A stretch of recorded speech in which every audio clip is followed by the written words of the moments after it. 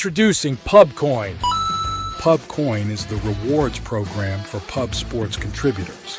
Regular chat contributors share their play of the day, POD, in the YouTube chat, including the phrase POD in their message. At the end of the week, the amount of units earned are converted into PubCoins. PubCoin can be used as reward points for prizes, shop discounts, and contests. Hey, what's going on, y'all? It's Mills here. Pub Sports Radio. Do you guys want to challenge the personalities here at Pub Sports Radio? Do you guys think you're better than them at entering in your MMA predictions and picks? Would you want to get paid for it? $100? Here's how you do it, man. You sign up right here at the link below. It's just this easy. PubSportsRadio.com. Enter your email. Pick your weekly picks. That's it. Oh, and you get bonus points if you can predict how they're going to win in what round. Every single week, a new winner's getting crowned. So every Saturday on Pub Sports Radio. So come on and check us out. You can win $100 just for signing up. Only thing you need to do is see if you can beat us here at Pub Sports Radio by entering your UFC predictions and picks weekly. Do it. I dare you. See you guys soon.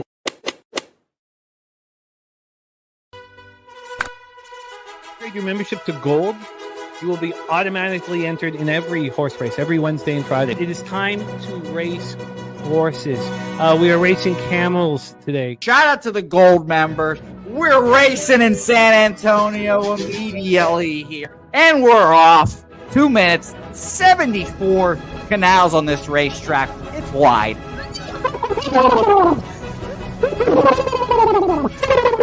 We're racing in San Antonio. Matt Wally moving forwardly. Jeff Slaughter in the mix as well. And as is Randall Sheffield, who's put that beautiful nose out front. But it's actually real grass here, Jimmy. Maybe Kentucky bluegrass. Oldie, no! There he goes. There he goes. Oldie in the lead now. K. Wolf falls back. The horses love it.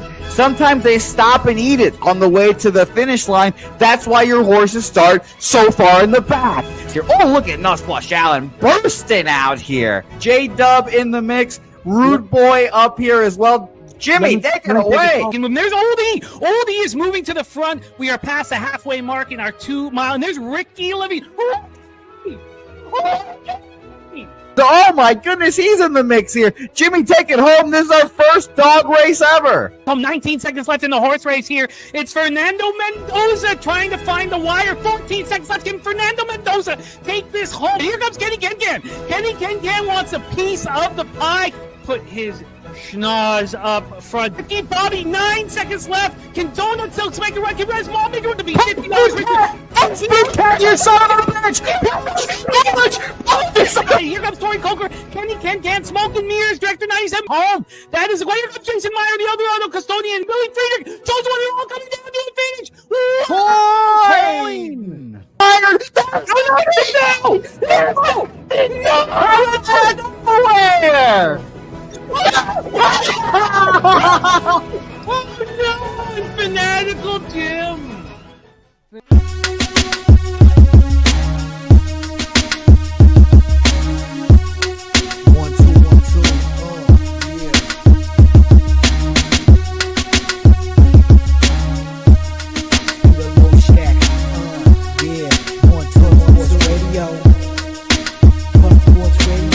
From the corporate Peter Low Shack, legendary sports handicapper, more dapper than a dawn.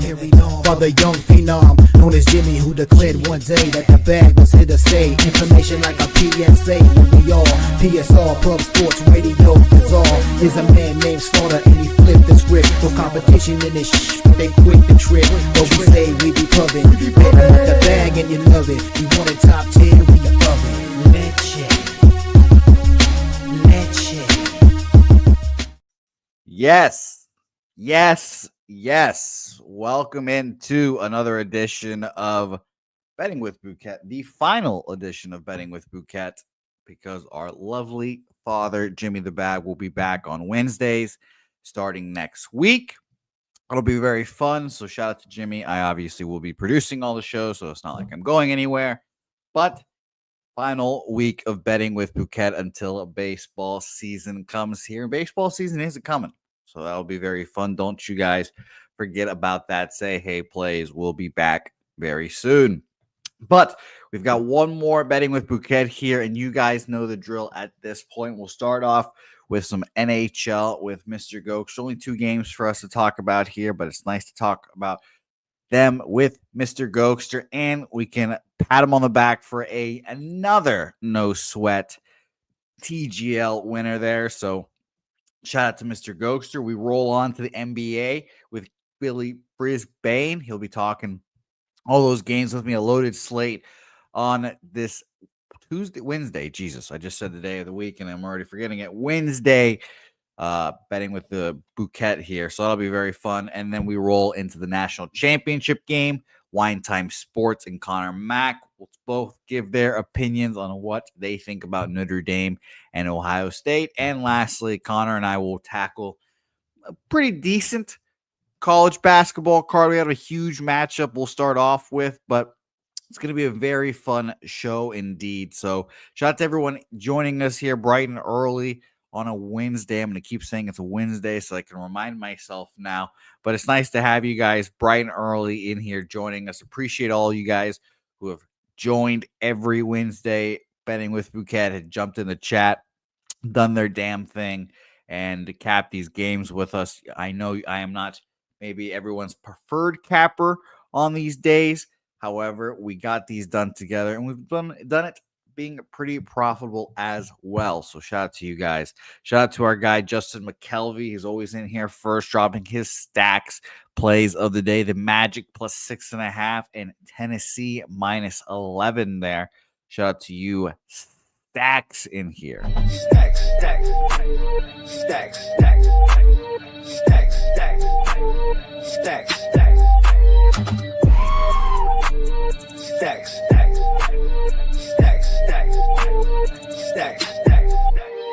stacks, stacks. Shout out to you, Justin, my guy. Cannot wait to see you at Pubblepalooza. And I will remind everyone, if you don't know, if you're living under a rock, Pubblepalooza, March 20th to the 23rd here. It's going to be a lot of fun. Our first guest is definitely going to be there. He's been at all of them, and I hope he's there. Now, maybe he's already got his flight book. I don't even know. But let's bring him on. Let's not waste any more time. We'll shout out the chat here with him on screen as well. But let's bring him on. The hockey stick man himself, Mr. Gogster, joins the program. Mr. Gogster, nice to see you. How was your NHL yesterday? And congratulations on yet another TGL no sweat winner there. Oh, what's going on, Jose? Yeah, it was an okay day there. You know, Montreal came through there. I don't know why they're plus 136. Cash that. Cash St. Louis. Lost on Islanders Vegas. Cashed the ticket with the first period. Both teams to score. It's about a break-even day. But TGL, another winner there. Hitting those TGL lines pretty hard. That was an easy one, too. LA just dusted them. Kisner almost killed someone in the crowd when he shanked one out of the bunker. Oh, that was good. That was some good stuff right there. That was great. And then he almost holes out for par from off the green. That would have been wild, eh? But no, it was a good time. Next week's Tuesday, we got I can't remember who's playing. Boston. Is it Boston's finally playing? About time. They got to get out there. Rory McIlroy, Keegan, Matsuyama, and the boys. So my guys, yeah. Yeah, it'll be a good one there next week. But small slate today, guys, at the NHL. I got an AHL play though for you, a pretty good one too. I got a good angle on that, so let's get after it today. Yes, let's get after it indeed. Nice to see everyone in here. By the way, Gokster, have you already booked your flight for Pubblepalooza? Oh yeah, we're booked, ready to go 19th to the 24th. So we'll be down for a couple of days, just waiting to hear back on some arrangements for the stay. But no, we're definitely going to be there, guys. We're ready to go. Oh, cannot wait. The women of San Antonio are already excited. Big old women down there. So shout out to you, Gogster. Spoons bets in here as well. Shout out to you, Spoons, dropping his action. West Carolina, Stanford, Colgate. Nice to see that action here. Spoon, Steve G, our guy, Nasty Nate. Nice to see you, Nate. Serious Business, our future guest on this program. Wine Time Sports is in the chat here as well. Shout out to you, wine. Rem most. I know, Rem. Why is Jimmy not here? You got one more week of survival, Rem. And then he comes for you, Rem, just for your sake. North Ender, nice to see you.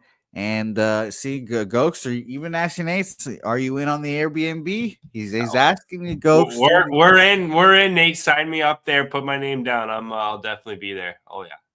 So there you go. And maybe it wasn't for you, Gogster, but it is now. I'll invite yourself for you. Kirby, I don't know how to say your name, man with the Georgia logo, but it's nice to see a key. Crypt key, actually, I've got it now. I'm obviously dyslexic. Crypt key, there we go. I figured it out there. But let's get into the action here, Gogster. Let's stop embarrassing myself with my poor lack of reading abilities here. And we've got two games, both interesting in their own rights. Both have the same lines here. Two big favorites. Carolina, Buffalo here starts us off here. I'm going to give an old refresh on our friends at Daily A face-off here. None of the goalies confirmed, so very useless today here. I guess we're either too early to call here on who the goalies are, but it's interesting that we at least have two games with the same exact line here. Sabres, Hurricanes, first time meeting this year. Carolina, obviously, again, very good. Been a solid team all year, and Buffalo is in the shits at the bottom of the Atlantic Division, which is pathetic as well. Last five, Sabres lose 6-2 Seattle. They beat the Ottawa Senators 4-0 and beat the Capitals 4-3, but they get their ass kicked by Vegas and lose to I was going to call them the Rockies, the Avalanche, 6-5 there in OT. As for Carolina here, an embarrassing 3-2 loss in overtime against the lowly Anaheim Ducks last time out. I'm sure is going to motivate them and fire them up. 2-0 win against Vancouver, 6-3 against Toronto there, those last three. So that's very interesting. Their last game, obviously losing to a shitty team. I'm sure Brendan Moore is going to fire up the boys here. I know we don't talk about markets too much in NHL, but I will just mention that 85% of the bets, 86% of the money on the Carolina Hurricanes here. And as for the total, let me do this real quick so I can bring up the total quickly. Total, same thing. 82% of the bets, 90% of the money on the over here. This line opened up at minus 175 and has jumped all the way up to this 200. And we've gone from a 6, and I'm seeing one sharp book have it a 5.5, but we're seeing 6s across the board still here, Gogster. So very interesting game one. I'm not gonna lie, I kind of leaning towards just parlaying both of these favorites and seeing what kind of price I get. But what do you think? And this one here, a great breakdown there, Jose. Carolina, you brought it up. There's bad loss they had last game out, but quickly here, let's go over some of the goalie stats. This month, both these goalies been okay. 906 from Kochetkov. That's who I'm expecting. Kochetkov going. Then Luke Kokkonen, both starters for these teams. These two 1-1, 883 save percentage. Winning games, and if they're going to win, Buffalo's been winning high-scoring games this month with Luke Kokkonen, Kochetkov coming off that bad game. Still have Anderson on the shelf. Guy can never stay healthy, eh? But the Sabres have one advantage, I would say, in this game. That's going to be in the first period, guys. 18 goals for in the last 30 days in the first to 10 for Carolina. Then it's 16-16 Carolina, then 15-11. So they're going to start to drop off a bit as the game goes on. And then goals against. This is a sign of a team that's not going to win many games. 11-4 in the third period, 21, against in the third period. So as the game goes on, Hurricanes should be the stronger, should be the better team. Carrier's out, but this team's coming off a loss. Good hockey team too, eh? So I expect to bounce back for Carolina. The power play though for the Sabres guys has been humming there, 25%, 73% penalty kill though. So I'm not too high on this Sabres team, but the first period, guys, I think both these teams are going to score, Jose. They go both teams to score first period, guys. That's going to be a bet for today. Plus 155, a nice plus money for you, too. Like I said, Buffalo's the first periods where they've been scoring, and also most amount of goals the Hurricanes have allowed in the last 30 days have been in the first period. So look for Buffalo to score. I expect Carolina to match them after that loss, too. So if you have first period, both teams to score, then Carolina and Reg And then the team total over 2.5 minus 115.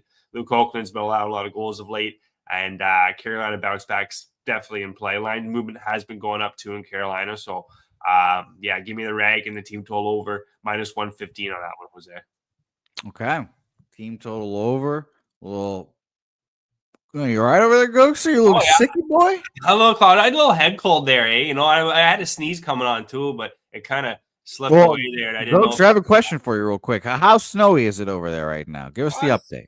It's not too bad. It's cold as shit though. It's like, I don't know, minus 20 something Celsius. So it's very cold out here. But it's winter, boys. It's winter up here. It's hockey time.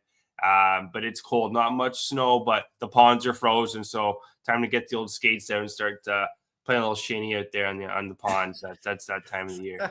I kid you not. God, I know. I just love how Canadian you are sometimes, Gogs. You gotta get out there and play some shinny, you know? Yeah, that's it. You know, no raising the puck too high there. We're not in the full gear, eh? No fucking ankle biters or anything like that. Let's just, pass the old biscuit around, as we say.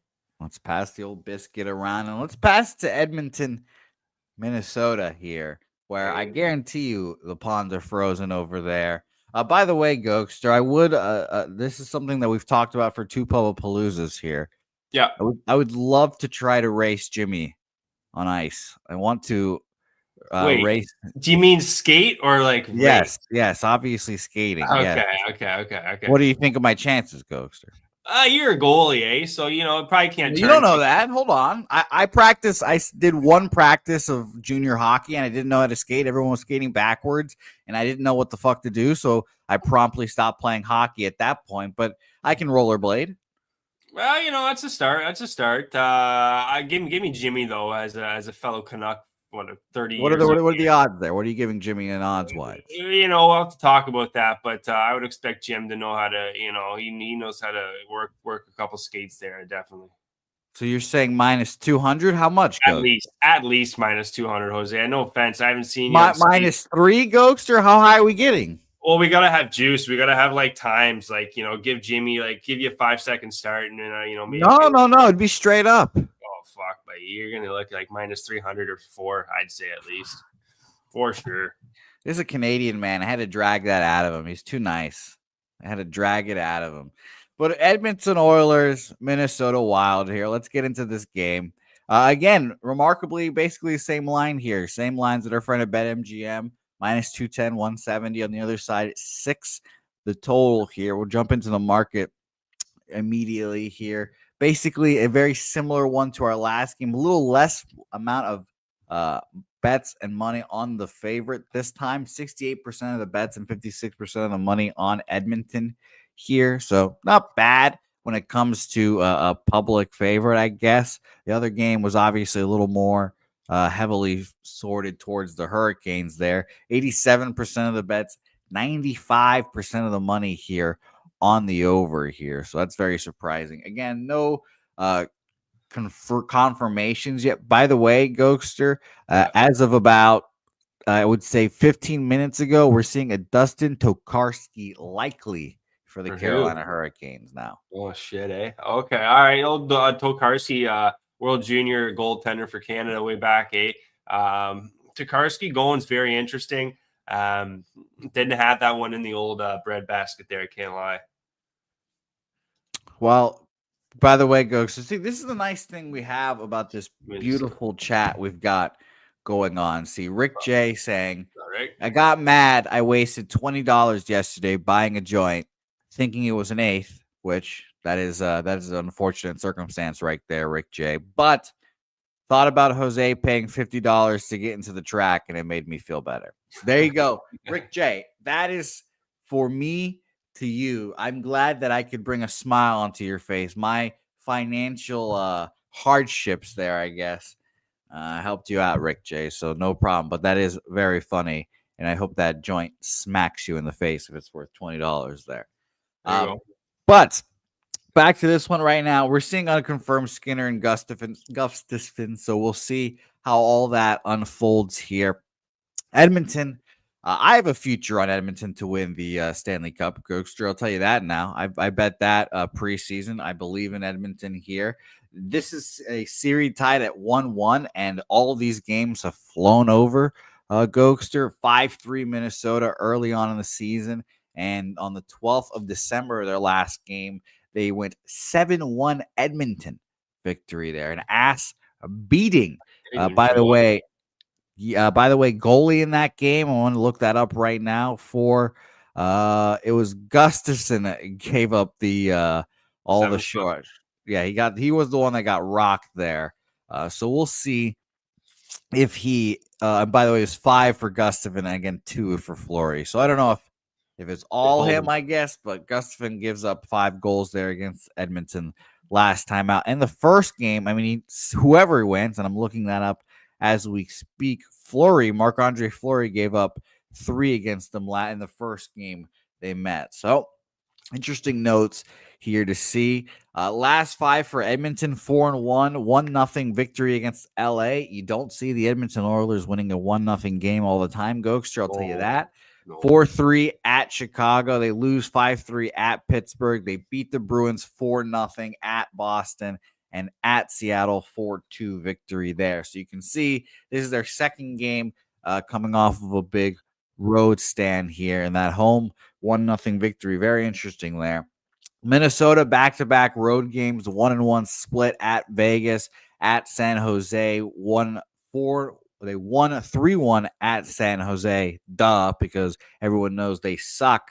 In Vegas, they lost to 4-1. Second in the Central Division right now are both of these. Well, I should say Minnesota is second in the Central, and Edmonton is second in the Pacific. By the way, Gogster, I might be going to a Vegas hockey game here shortly. Who knows? But I want to get your opinion on this game. I'm going to have to ask you about that game in a few weeks. But what do you think about this game? Again, I kind of lean towards just parlaying both the favorites and seeing what kind of price it was. Yeah. What do you think? That's not a bad option there. Quickly, though, you should go to the Vegas game, though, coming up. And then going back to Tokarski, he's had 2 starts there, guys, this month. He's 2-0, had a shutout against the Canucks there last game, only faced 14 pucks. So this team's definitely not 16-19 against Pittsburgh. Definitely defensively, Carolina's playing accountable in front of Tokarski. So give me I still like Carolina in that game. I still like the play team total over 2.5. Buffalo's just shite as the game goes on. But Edmonton, Minnesota, you're bringing up that the last 2 times they played. I want to know if they had did they have Kaprizov? They probably did. Probably had Spurgeon too, Faber and Brodin. 3 of those players, guys, Spurgeon, Brodin, and Faber. Those are defensemen for the Wild. Faber and Brodin are day-to-day. I don't think they're going to go. You're missing Spurgeon, too, is pretty much your captain. If it's not Hartman, it's Spurgeon. I think Kaprizov out, too. He should be back soon, but they're missing too many players, I think, this Wild team. Line movement has been going towards the Oilers. Now, they got a back-to-back tomorrow against Colorado. Is it going to be Skinner? Is it going to be Picard? That's kind of the question I have there still. But, second period stats here for you guys. 24 for the Oilers, only 9 for this Wild team the last 30 days. And you're missing some key players, including on the back end. And then Skinner, guys, 3-1 this month, 937 save percentage, 2 shutouts. Are you kidding me? He's playing really well. So this is this one I feel a little more confident on. I'm taking Edmonton regulation, then Minnesota team total under 3.5, minus 115. And then also Zach Hyman. Zach there, writer of all children's books. If you didn't know, he's had a lot of shots on goal. He hasn't necessarily been scoring as much, but he's hit at least 3 shots on goal in 4 of his last 6. Didn't have it last game, but 1-0. There wasn't really a lot of action. Bad game to go to if you're a fan, but if you like goaltending, it was a good one, But Hyman there, over 2.5 shots on goal, guys, minus 115. That's going to be the last play on this card. I expect Hyman. He's on the first line with McDavid. And who else is he with there? McDavid and I want to say Nugent Hopkins on that first line. So I expect Hyman to kind of do what he's been doing this month. And then have Edmonton to take care of business here against the depleted Wild team tonight. All right. Well, beautiful work, Gogster.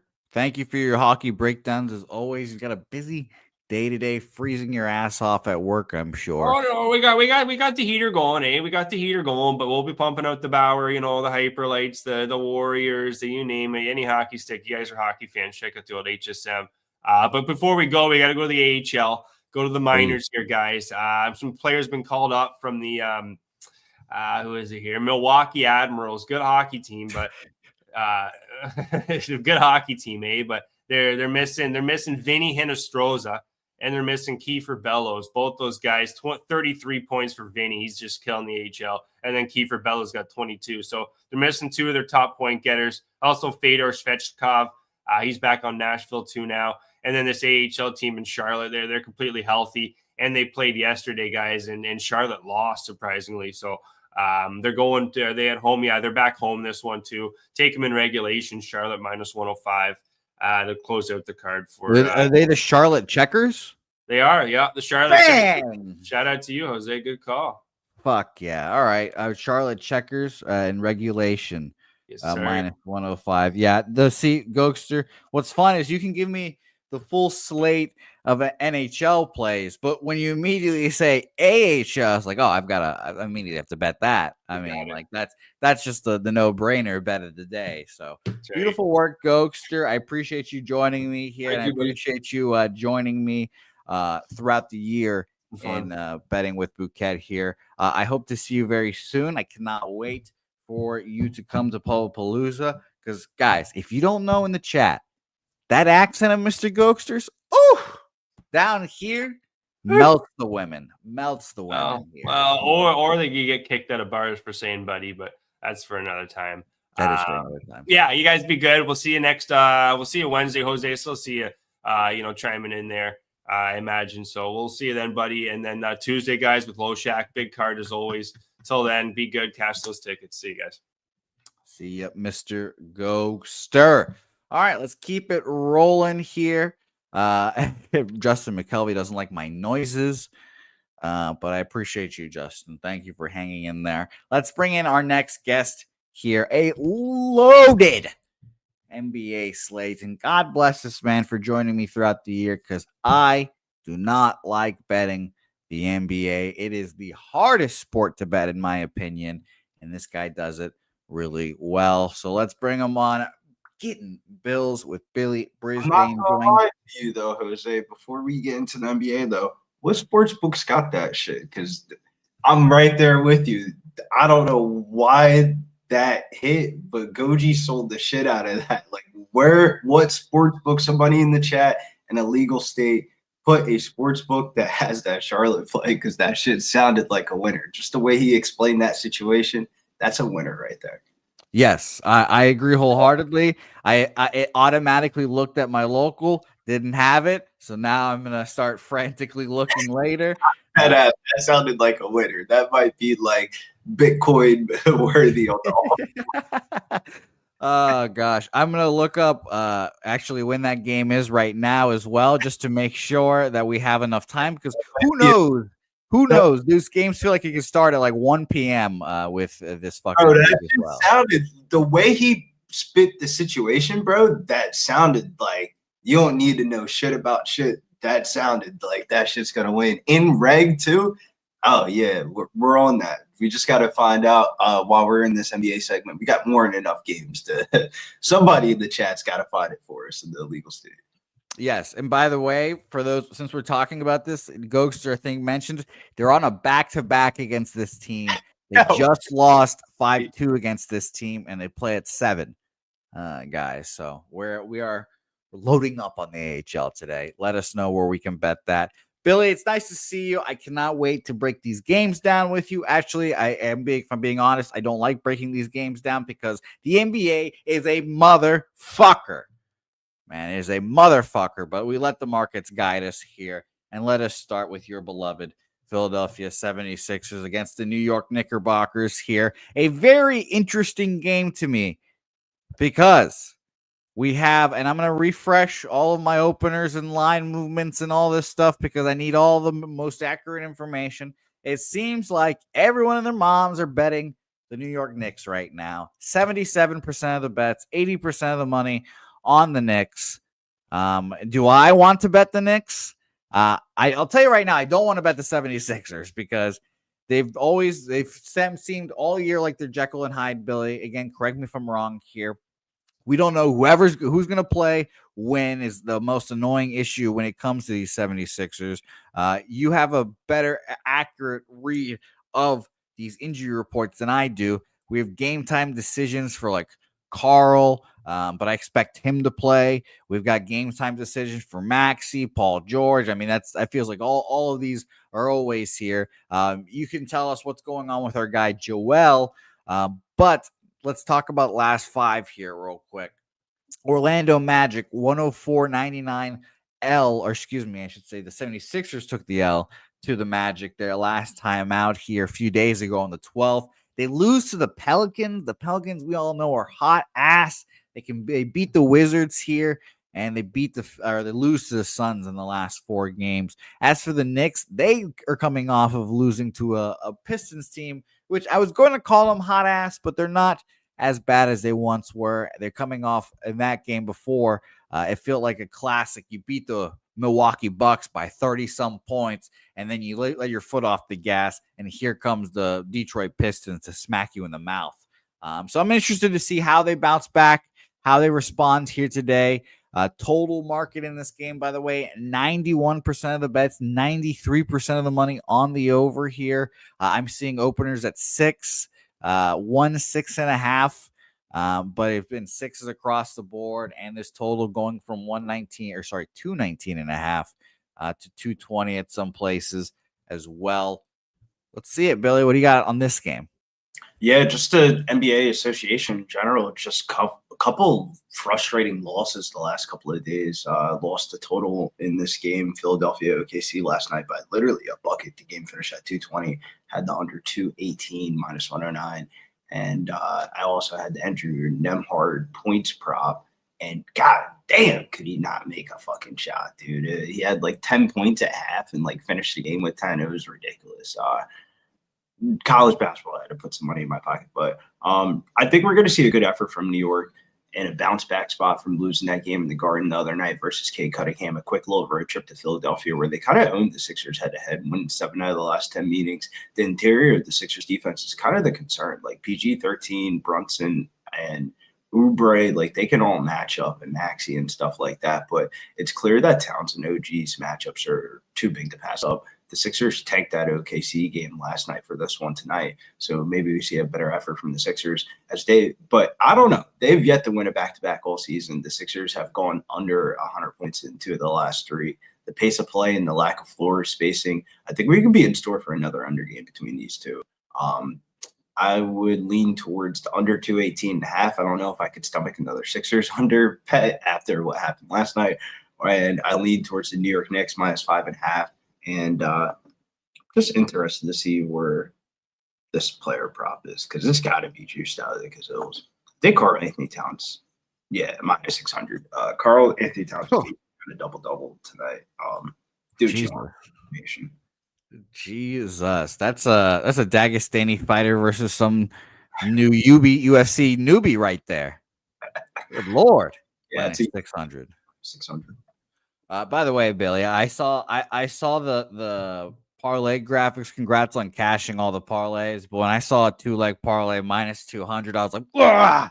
So this is some MMA nonsense right here, isn't it? You got to remember, each person's parlay is different. So the way I set up my parlay for the weekend was I had that 3-leg parlay, which was the Locker Room Podcast parlay, but I also had that 3-leg parlay and a 7-leg parlay with Notre Dame, the wild card games for the Eagles, Ravens, and that was plus 470. So you got to be able to pick and choose your spots throughout a weekend and like kind of combine a card for yourself and then bet with inside that card. So that's the reason why it looks chalky to the public, but in reality, that's like part of a 7-leg parlay. Yeah, and that makes sense. And I just was laughing. You want to make money throughout the parlay. So like the first leg was Notre Dame. I had that as a straight bet. The UFC stuff was a straight bet. The NFL 2 legs were a straight bet. I had the Narulo and the Eagles. So it's like you got to make sure you like set yourself up. You don't want to attack everything all in one day sometimes. Yeah, and I'd never parlay because my local does not make it advantageous for me to parlay. So I agree with you there. I'll tell you that. But shout out to the core and everything. Everything hit besides one. You guys went like 6-1, or whatever the number was. So shout out to the Locker Room Talk podcast. Next game, We already know what's going to happen in this one, unfortunately. Boston Celtics, Toronto Raptors, Q Nasty Nate, Celtics smash. I mean, 14.5 points is a tough spread to bet here. But I'll tell you what, people that got in early got minus 12 because this is what this opened up at. We're now getting 50-50 splits on the bets, 46% of the money, 46% of the bets, 53% of the money on the Celtics here. So slightly more bets on the Raptors, pretty split. But like I said, this line opened up at 12 and has gone up to 14. So it makes it a little tougher there. Total here opened up at 230, now seeing 229.5, 82% of the bets, 85% of the money on the over here. Now, I don't know. I just 14.5 points in NBA is brutal to me, I think. The Raptors, obviously, we know are a horrible team. This is now the third game against the Celtics. First game, the Celtics won an OT. Second game, you guys remember on New Year's Eve, it was an ass beating. The Raptors did not show up, 125-71. And the Raptors have not showed up in any of their last 5 games. Well, I should say the last 4 games. They won their last game, 104-101 to the lowly Golden State Warriors now, but they did face a murderer's row. I'll tell you that. The Bucks, they get their ass kicked. The Knicks, they get their ass kicked. The Cavaliers, they give up 132 points, and they lose to a Detroit basketball team at Detroit. That is, again, I shouldn't say hot ass anymore, but is better than we expected. In Celtics world, I'll tell you, Billy, everyone's freaking out because the Celtics are starting to lose basketball games. It is quite funny to me. They beat the Pelicans by 1. It was kind of an embarrassing game, but whatever. They lose to the Sacramento Kings. They beat Denver at Denver and lose to the better team. Well, not the better team, but a really good team, I should say, in Oklahoma City, 105-92 here. So I'm staying off this game. Again, if it's me, I'm probably taking the 14.5 points with the Raptors and just praying they can keep it close. But what can we expect from this team? I don't know. Yeah, double digits at home has been the role that the Raptors have been profitable in. They kept 5 out of the last 8 games within this line of 13 points. And just looking at their home road splits for Toronto, they've gone 8-13 at home compared to 1-18 on the road. While the Celtics have shown signs of being human in this new year, they've only gone 7-6 over their last 13 games. That last meeting on New Year's Eve, that afternoon game in TD Garden, the Celtics absolutely murdered them, man. 71-125. That's like damn near 50-point loss. I expect the Raptors to kind of want to play better here the way that last meeting went. Granted, their defense kind of makes me lean towards the over. They're near the bottom of the league here, allowing 118 points per game.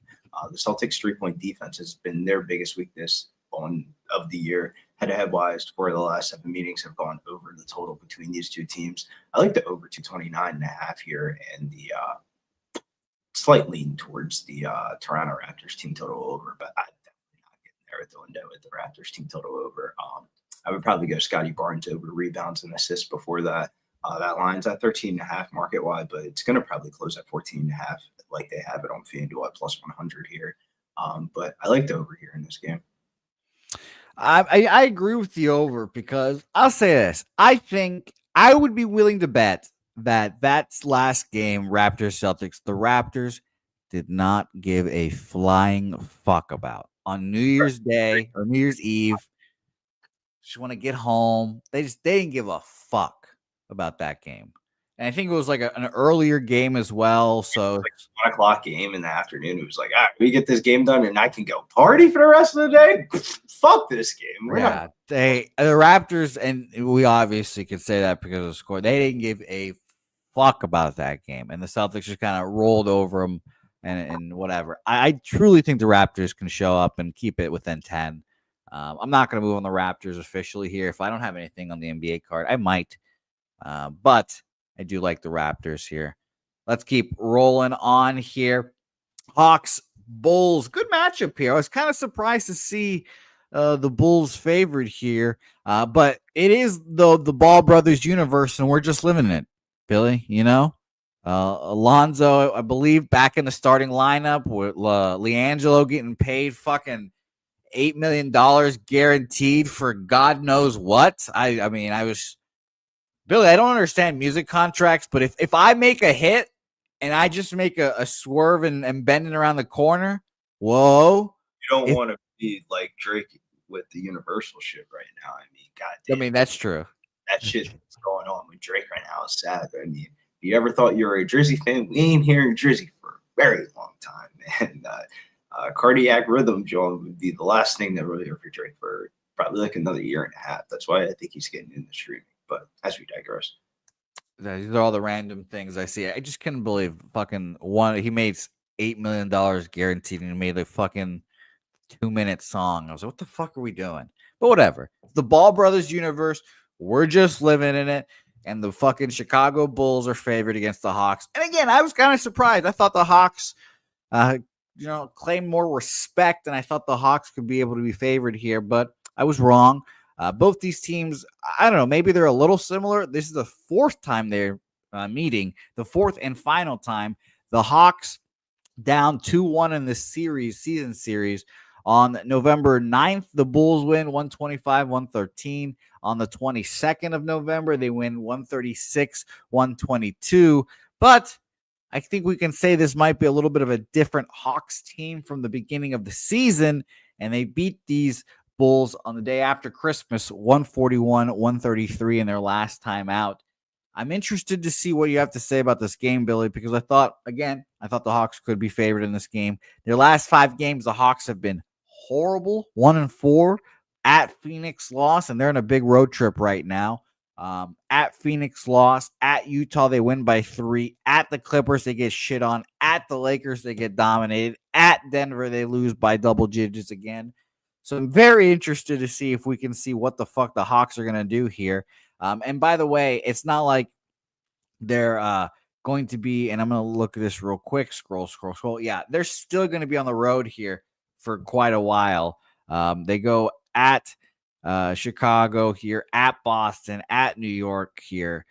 So very interesting. I'm going to stay off this game as of right now. I would love to hear your take, Billy. I'll mention quickly market in this game. We've got, and where are these bastard Hawks at? There you are. 51% of the money, 56% of the bets on the Bulls here on the total, 65% of the bets, 59% of the money on the over here. We started at a 2. We're still at that 2.5 popping up, but I still see 2 market wide, and 145.5 has gone down to, 245.5 has gone down to 243 here. Billy, thoughts on this game? Yeah, the Bulls' fast-paced, up-tempo style kind of plays straight into Atlanta, how they like to play in their in their meeting last month. The game finished with a 141-point finish, so they're basically just copy and pasting the total from the last time that they played. Over their last 3 meetings, head-to-head wise, Atlanta's averaged 125 points against Chicago. Chicago has scored 136 and 133 points in their last 2 games versus Chicago, and Atlanta's 30th ranked 3-point defense is why the over has gone 5-1-2 in the last 8 games for Atlanta. But I kind of lean towards the over, Atlanta team total over, and them pulling this one out. They're in good form right now. They've won 5 of the last 9 heading in this one. The Bulls defense has been really bad. They've given up 118.8 points per game in their last 5 meetings. And this screams like an Atlanta spot. But somebody must be out for this line to be +2. With them being on our second night of a back-to-back, they don't have to put their injury news report up until like 3 to 4 o'clock. So we'll see who's in and out for Atlanta. But current lean would be Atlanta team total over, Atlanta money line, the over in the game. But definitely going to get to the window with some type of Zach LaVine 3-point prop as well. Looking at player props for this game is 2.5 threes is set at -146. I feel like the all line of that too is a really good parlay piece if you're just going to try to throw some stuff together. You're muted.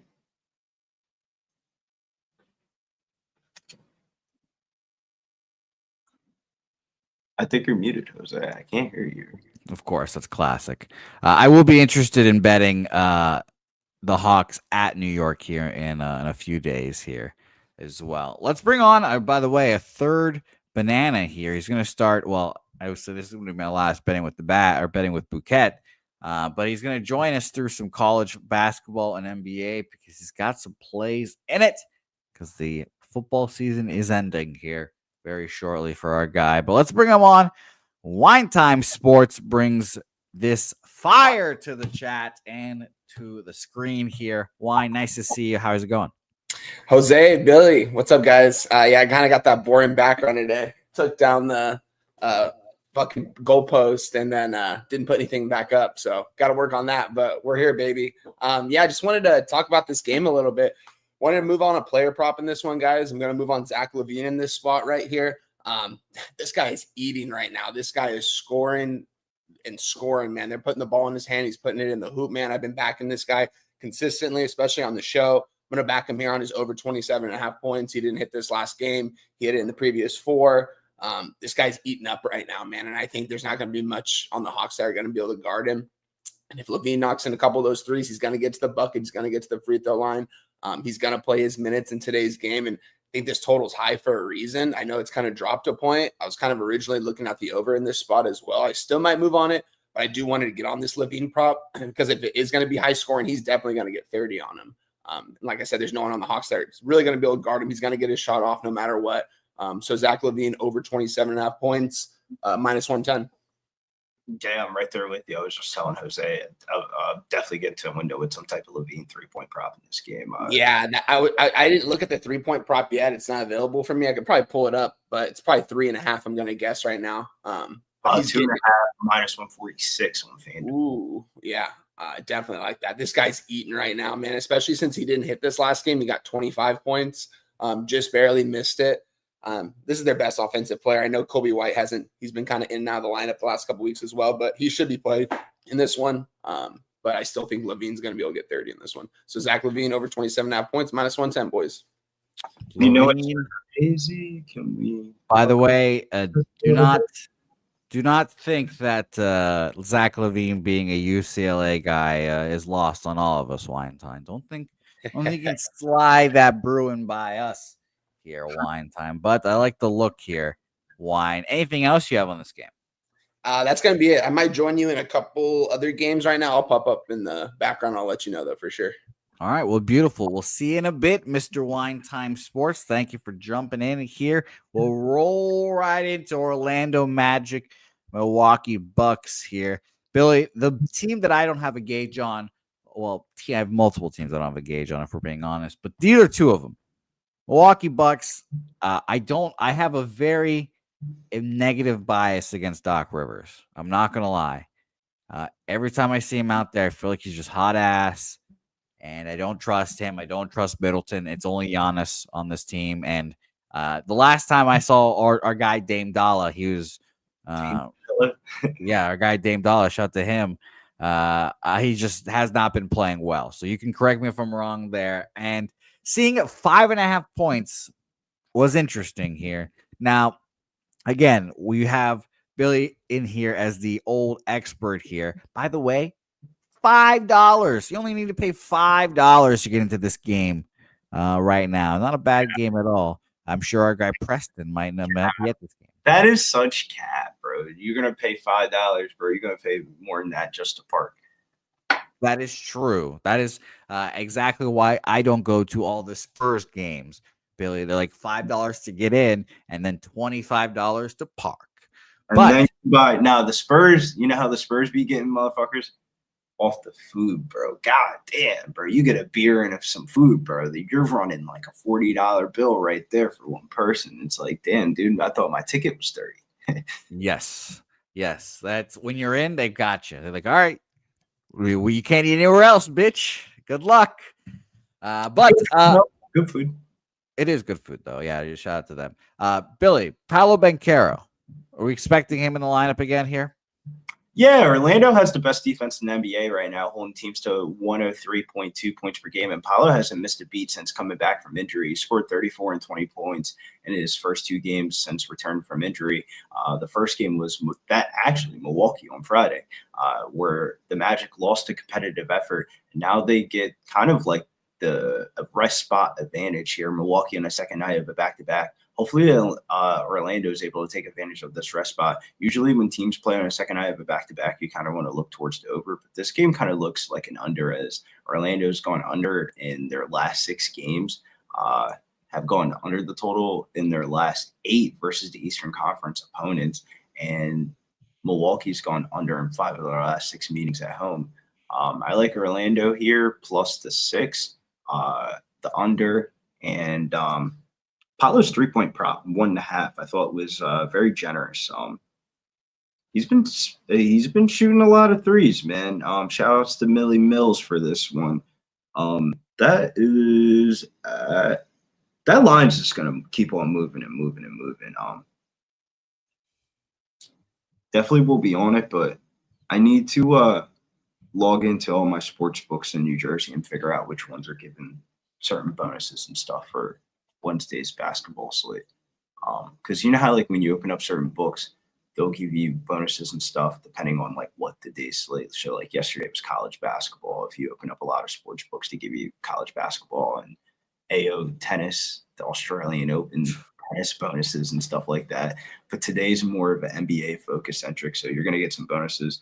Pilots 3-point props at -172 at FanDuel, but you can find it as low as -145 at Bet365. Well, there you go. Yeah, I like that play, Billy. That 1.5 seems admittedly absurd to me here, so I agree with that there. And I think the Magic stay in this game, and I think the Magic will win this game outright. Honestly, here quickly before we move on, I'm going to mention the market in this game. Pretty split, 50-50 tickets, 56% of the bets, 57% of the money on the Bucks here, 83% of the bets, 72% of the money on the over in this game here. I do like the Magic with this total, or this line opened up at 6. We've gone down to 5.5, some 5s out there now, so interesting there. I definitely lean Orlando Magic with you here.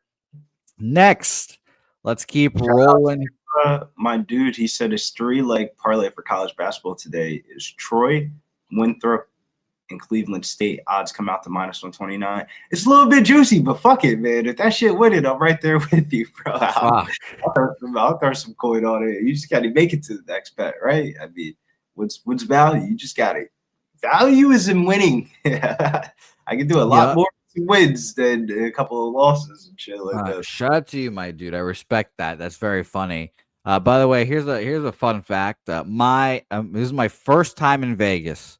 This is like 3 or 4 days into working with Pub Sports Radio. I'm with Jeff. I'm with Preston. We drive up to Vegas. And it's my first time there. It's like my first time making legal sports bets. So what do, Billy? It's Saturday. I want to parlay a bunch of college football favorites, of course. I put, your classic, like Alabama's playing fucking the Citadel, all these fucking -5,000, minus this, minus that. I get the ticket back, and the teller gives me the ticket. She fucking shows me the odds. It was like -180 for like a 9-leg parlay. And I was like, oh, fuck. And I didn't have the balls to tell her, could I just cancel this? So I got my parlay. It was fucking ridiculous odds. And of course, Billy, Tennessee fucking loses to Georgia Southern and fucking embarrasses me. And that's one of my first sports bets down the drain right there. It was very funny. Nah, it's all gravy when you win them jaws. It's like, all right, move on to the next bet. But when you do lose it, you look back like, damn, I did have a fucking Furman parlayed up with UT Rio Grande Valley. It was disgusting. I was like, wait, who the fuck is Tennessee to lose to Georgia Southern in football? It was disgusting, but it was a good learning experience there. I'll tell you that. Next, Dallas, New Orleans here. Only 2.5-point favorites are the Dallas Mavericks here, but at this point, we all kind of know the Dallas Mavericks are the walking wounded here as well. And by the way, Billy, if you don't believe it or not, I actually do believe it. I do believe it for the Pelicans. $2, Billy? I do believe it for the Pelicans. They're $2 to get into this game? Get you. So back in the day when the Phillies, before they got good, that's how they would get you, bro. They'd be like, $10 ticket, come to the Phillies game, da-da-da-da. And then you buy a fucking hot dog and a couple beers and you're running up fucking $60, $70. I can't imagine what the Pelican Stadium is like.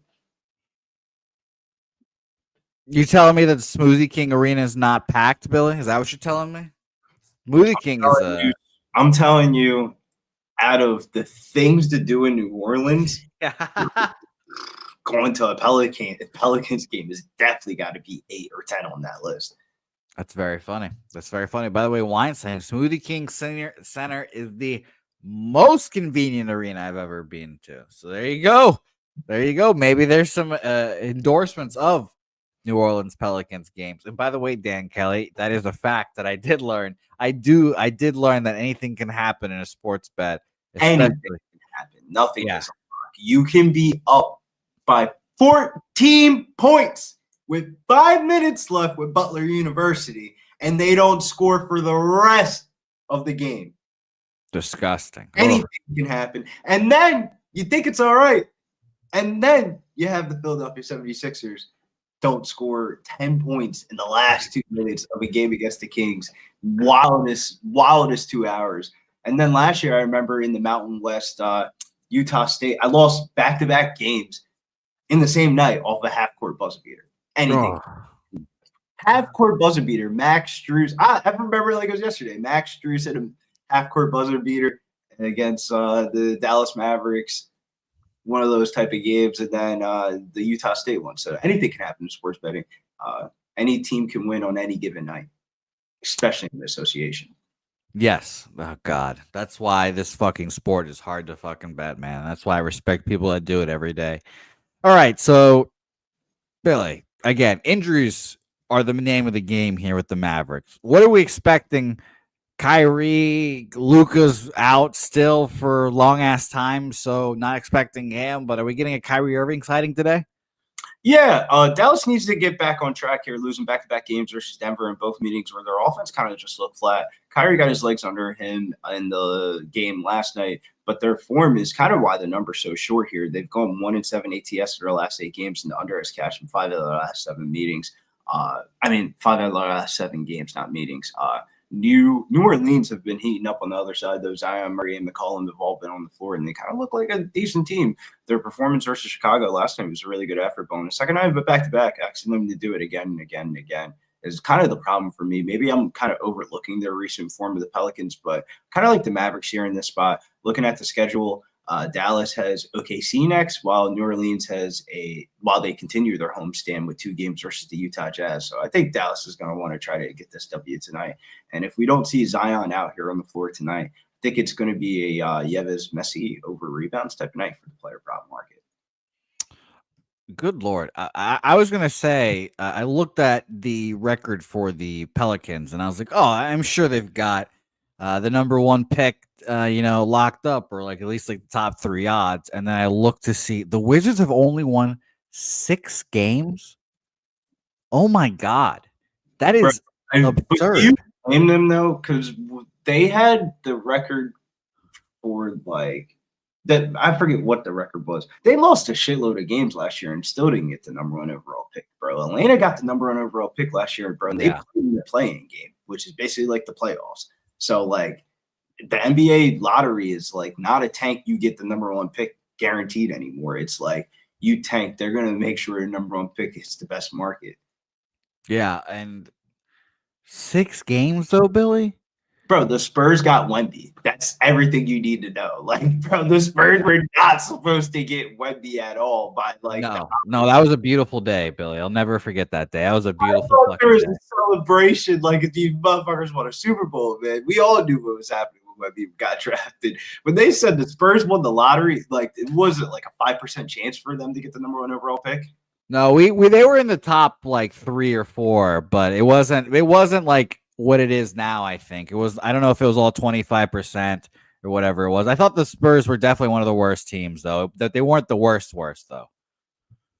Yeah, one of those. I mean, they kind of lucked into the castle spot last year. But as we digress a little bit, I do like the Mavericks and I like the Yves Messi prop. I think there's going to be some guys that are going to sit out in the back-to-back here for the Pelicans, and I get it. Dallas is on a second night of a back-to-back themselves, but I think they get the ball rolling here. How confident do I want to be in it? It's not your 2-4 unit smash play of the day. It's like take a little corner piece of the market and move on. Yeah, I agree with you guys, though. I don't. I would be a little surprised if by game time, after we get all the injury news and who's playing and who's not, I'd be surprised if this was still a 2.5. I expect this to be like a 5. Yeah, I By would game put this time. line at 4.5, 5. I think that's the true given line. But New Orleans has been really good form in the last week, man. I will give them that. It's like when you have certain injuries out, the studs have to just play a lot of minutes. And you're playing Trey Murphy 30-plus minutes, CJ McCollum 30-plus minutes, Murray's playing 30-plus minutes, and Zion's playing 30-plus minutes. That's a good basketball team. Yeah, it is. They were supposed to be a decent basketball team, but it does not help when your players don't play, and now their players are actually playing. So this line kind of makes sense. The city of New Orleans is cursed. If you look into like the actual history about New Orleans and like the beginning origins of it, that city's like cursed. Yeah, shout out. It didn't affect the Saints for a little bit, but the curse have come for the Saints. Yeah, but when the Saints come marching in, number, the Saints said, "Fuck that shit. We ain't cursed for shit." So like the Saints are like obligated out of this curse. Okay, well, that's fair. Let's go to our next game here. A game that I considered going to, Billy. I've considered going to this game. Memphis Grizzlies, San Antonio Spurs here. Ja Morant and company. I don't remember what the lead was at, but I saw them blow that lead to the Rockets the other day. And Jalen Green, I believe, just kind of clowning Ja, talking shit to him while he was down and then beating their ass. Was impressive here. I am a pseudo Spurs fan since I live here. I want them to do well. I was a little surprised to see them as underdogs, Billy. I'm not going to lie. I know the Grizzlies are good here, but I thought the Spurs, they're not awful. The Chris Paul's doing the goddamn thing, and we appreciate him. Dalton Castle, like you just mentioned, is a solid player, and I think he's going to be very good in the future. I do like how Chris Paul, actually does play basketball games. That's very helpful.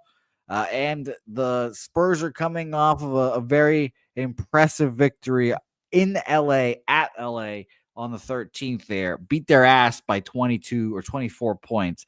Now they've got a back-to-back against Memphis here. I think this is probably a split of this back-to-back. It's really a question of what game do the Spurs win.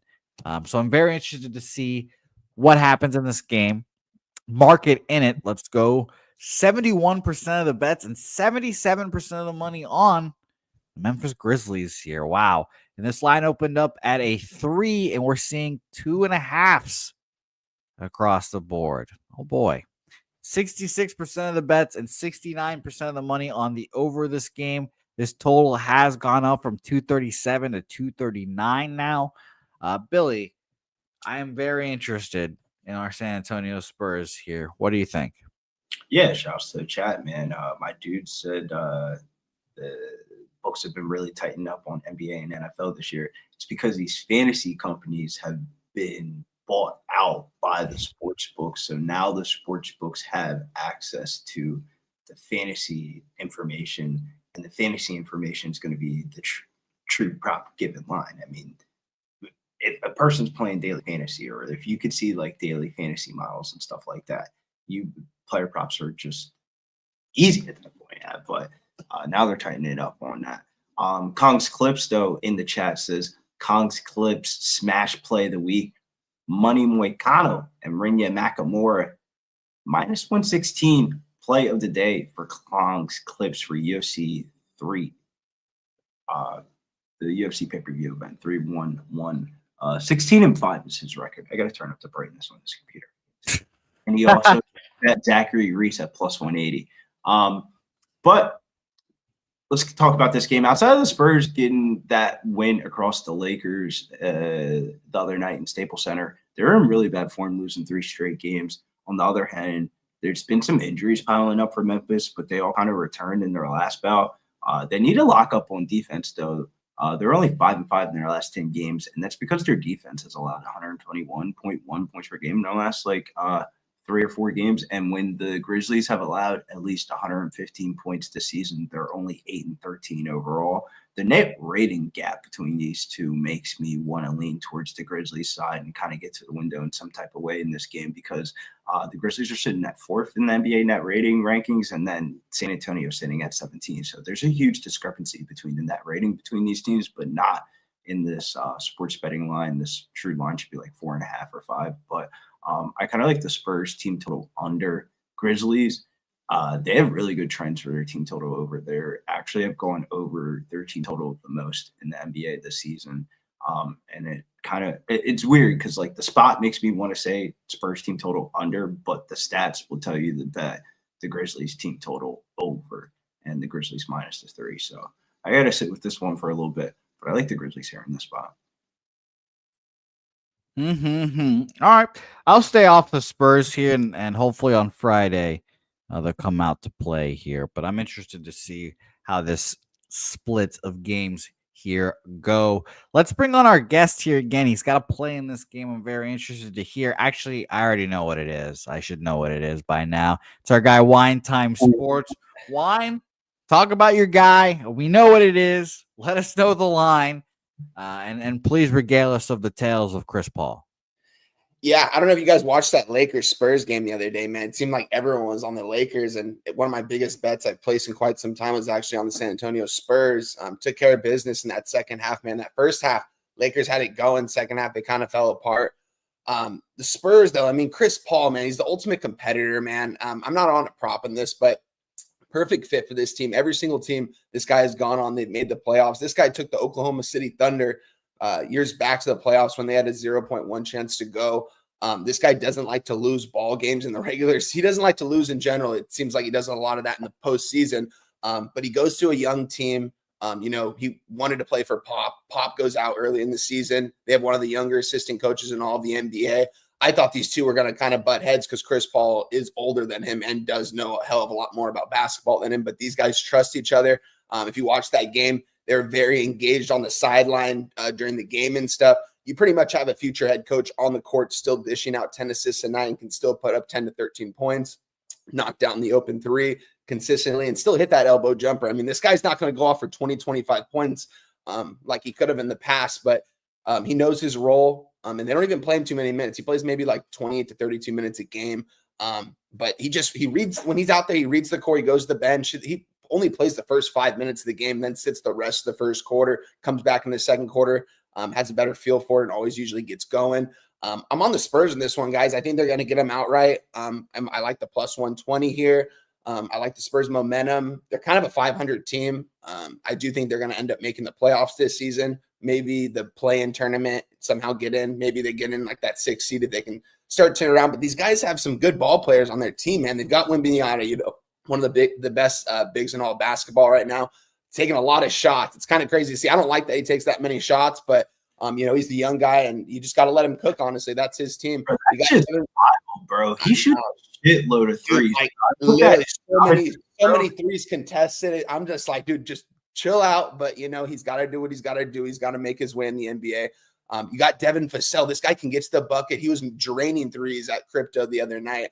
When he gets going, They got Stephon Castle. He had a good game too, man. When he can get to the rim quick. They got Trey Jones, who can dish it out, also get to the bucket, occasionally hit some threes. Keldon Johnson off the bench as well. I don't know. I'm just slowly becoming a fan of the San Antonio Spurs team. And they've been making me money all year. There hasn't been a team that's been making more money than the San Antonio Spurs this year. And these are the spots I get on them. Short dog. Seems like everyone's on the other side. And I just think Chris Paul's out there. If these guys want to start talking, Chris Paul's going to talk right back to him. And it seems like everyone backs down whenever CP starts talking to him because he's just got that old man mentality. He's 40 out there. I mean, the guy's been playing basketball for a long time, man. And at a high level too. So I'm on the Spurs plus 120 on the money line. I think they're going to get it done here at home. Jose, if I were you, I'd go to this game. However much it's going to cost you to get into this game and buy food and drinks, put that on the game and you'll go to a free game. Facts. That is, what I typically try to do as well. It's a fun time. It definitely gets me more involved in the game. I'll tell you that. Turnsy though, he said it's his birthday today, and he said happy birthday, and he wanted a little birthday pick winner here. So wine time, as we're popping in and out of the spots, we gotta think about what you want to come to the table with. We're gonna try to put a little birthday parlay in for Turnsy. Okay, yeah, let's do it. A player prop or just whatever you want. Because I think the Levine jaunt is definitely going in the parlay too. Yeah, no, for sure. We gotta figure Levine's going in there. Me and Jose kind of were like, the Paulo shit seems a little bit too low. So that's 2 legs down right there. Hopefully 2 threes, Paulo can hit 2 threes. Yeah, 2 threes, and then we'll find out what the other 3 will be as we go throughout the Wemby will hit 2 threes at the end of the first quarter. That's on fucking God. He's definitely going to take probably 4 in that first quarter. That's for sure. Yeah, you know what? We need to find if there's either Prize Picks or ESPN bet has his just 3-point attempts. I would just bet the 3-point attempts over at this point, where he's just jacking them shits up there. I mean, look, I started out hating the threes, and I've come all the way to loving the threes now. You can hit them. You can hit them. When he's hitting them, I'm like, damn, that's insane. When a big guy like that can hit those threes, play the way he does on defense, and no one can contest them. Yeah, not one person at 7 foot, whatever the fuck he is, not one soul can contest him. They throw their hands up. It looks like they're like right here in his peripheral. He can barely see their hands when he's shooting. I want to see Wemby do the triple crown this year of the 3-point contest, dunk contest, and the All-Star game. Like, they should just play into it. The only issue with the fucking dunk contest, he's not going to be able to jump and like not hit his head. Like, his dunk is going to be him just smacking the top of the backboard while he fucking dunks or some shit. So total 3-pointers made. No, we're looking for total 3-pointers attempted. Yeah, I was very interested to see how many threes we can get for old fucking Wembenyama here to see. I would even take this. Wemby over 8.5 made field goals -140. I mean, look, it's going to be Jaren Jackson against him. I would assume is Jaren Jackson guarding him, and then they'll throw Zach Edey down in the paint again. And by the way, shout out to Zach Edey for being. Yeah, but 8.5 field goals. You don't think Wemby can score 10 times? I mean, goddamn, the dude's going to shoot the ball about 30 or 40. Yeah, he's going to put him up. Shot attempts. Let me check. By the way, and funny, I can't find his shot attempts anywhere. 2+ 3-pointers for Wemby -500. 3+ -155. Good God. I think Wemby's 3-point prop has made its way into this conversation to the parlay because, like, the attempts there, bro. He's like actually like shooting. He's getting the attempts. It's just you can knock him down, and if he knocks down 2 in the first quarter, I mean, he's gonna get that third one for sure. You know, he's gonna get those 10 attempts at least, probably. So, yeah. By the way, on this because I feel like if you outline some of these 3-pointer props of like Levine's 3-pointer prop, Paulo's 3-pointer prop, Wemby's 3-pointer prop, and then you add in a couple of like money lines, that's got to at least be like +300 or +400. You just got to hit one of these short money lines, though. Yeah, and let me tell you, I will probably not be going to this game, but I will be watching this game very intently because Wemby is that dude. Give him 2 years. Spurs are going to be in the hunt for the Western Conference, and it's going to be very fun to watch here. Cannot wait. Wine, thank you again for dropping, and we'll see you very soon again. Yes, sir. I'm going to for sure come in for the Laker Heat game. There might be one other game. I'll pop in, though. All right, beautiful stuff. Let's keep rolling. Houston, Denver. I definitely thought I don't know. I thought the Rockets are better than they are. It's a very frustrating time. I've lost my last 2 bets betting on the Rockets here, and they've been a bugaboo team for me. Now, seeing them only 1.5-point dogs against the old Denver Nuggets was very interesting.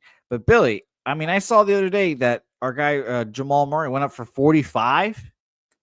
Yeah, give me a second here. I'm signing into my trying to sign into my EV Analytics. EV Analytics is a free website that you can use, and it has all those ATS data trends that we talk about on the show here. And I wanted to pull this one up so we get the exact numbers for it because I really like the Rockets first half in this spot. I think Pete bet the Dallas Mavericks first half last night. They got smoked in the first half against the Nuggets. Houston is one of the best defenses in the NBA, and that's why that's really pushed them over the edge in the West this year. It's a 12-6 road record, but they're one of the best first half spot teams in the NBA.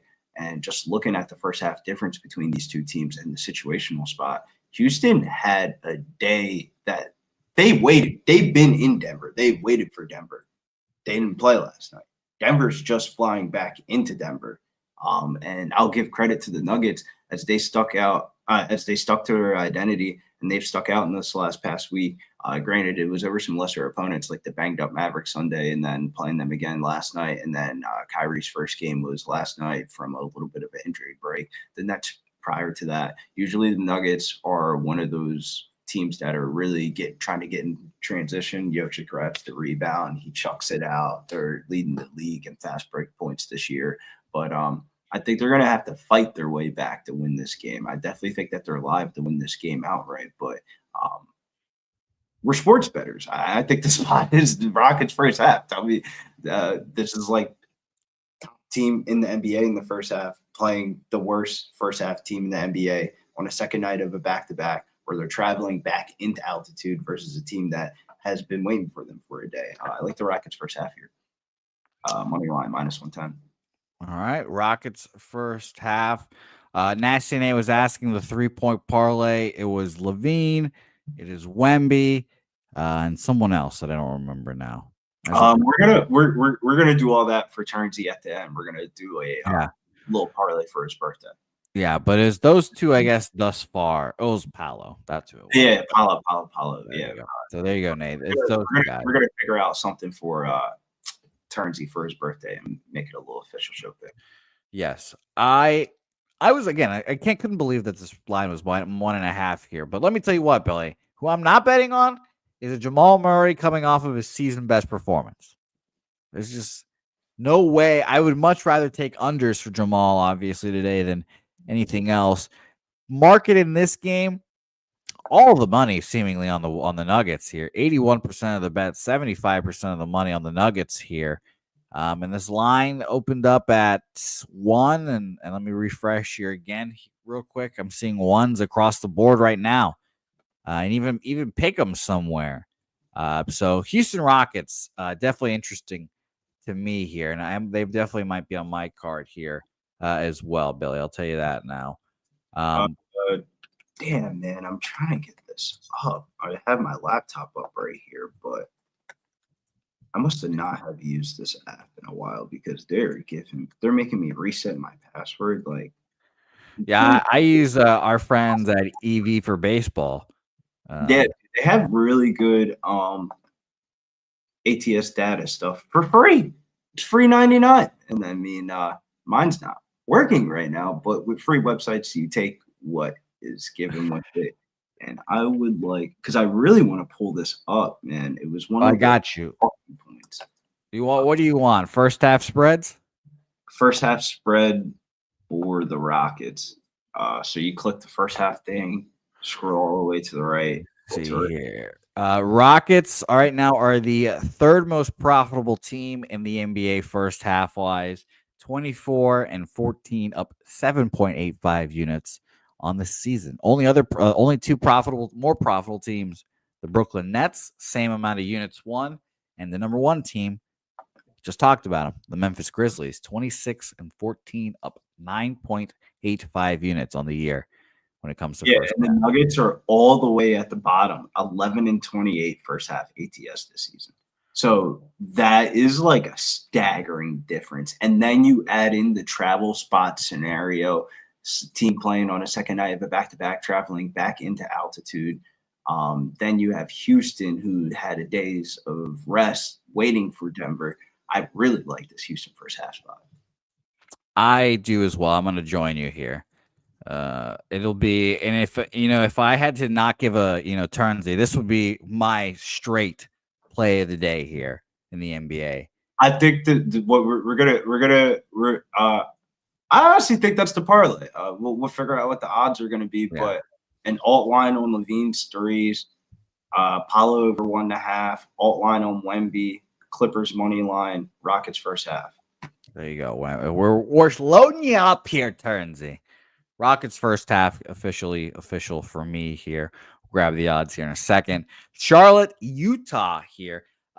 More shocking. Well, the most shocking line of the day here, Billy, for me. I could not believe the Charlotte Hornets were 5.5-point favorites on the road. I was shocked. Well, this more opened up as a pick'em, but bettors took immediate action on the Hornets here, and LaMelo's played like a household name this season. His usage rate is absolutely insane.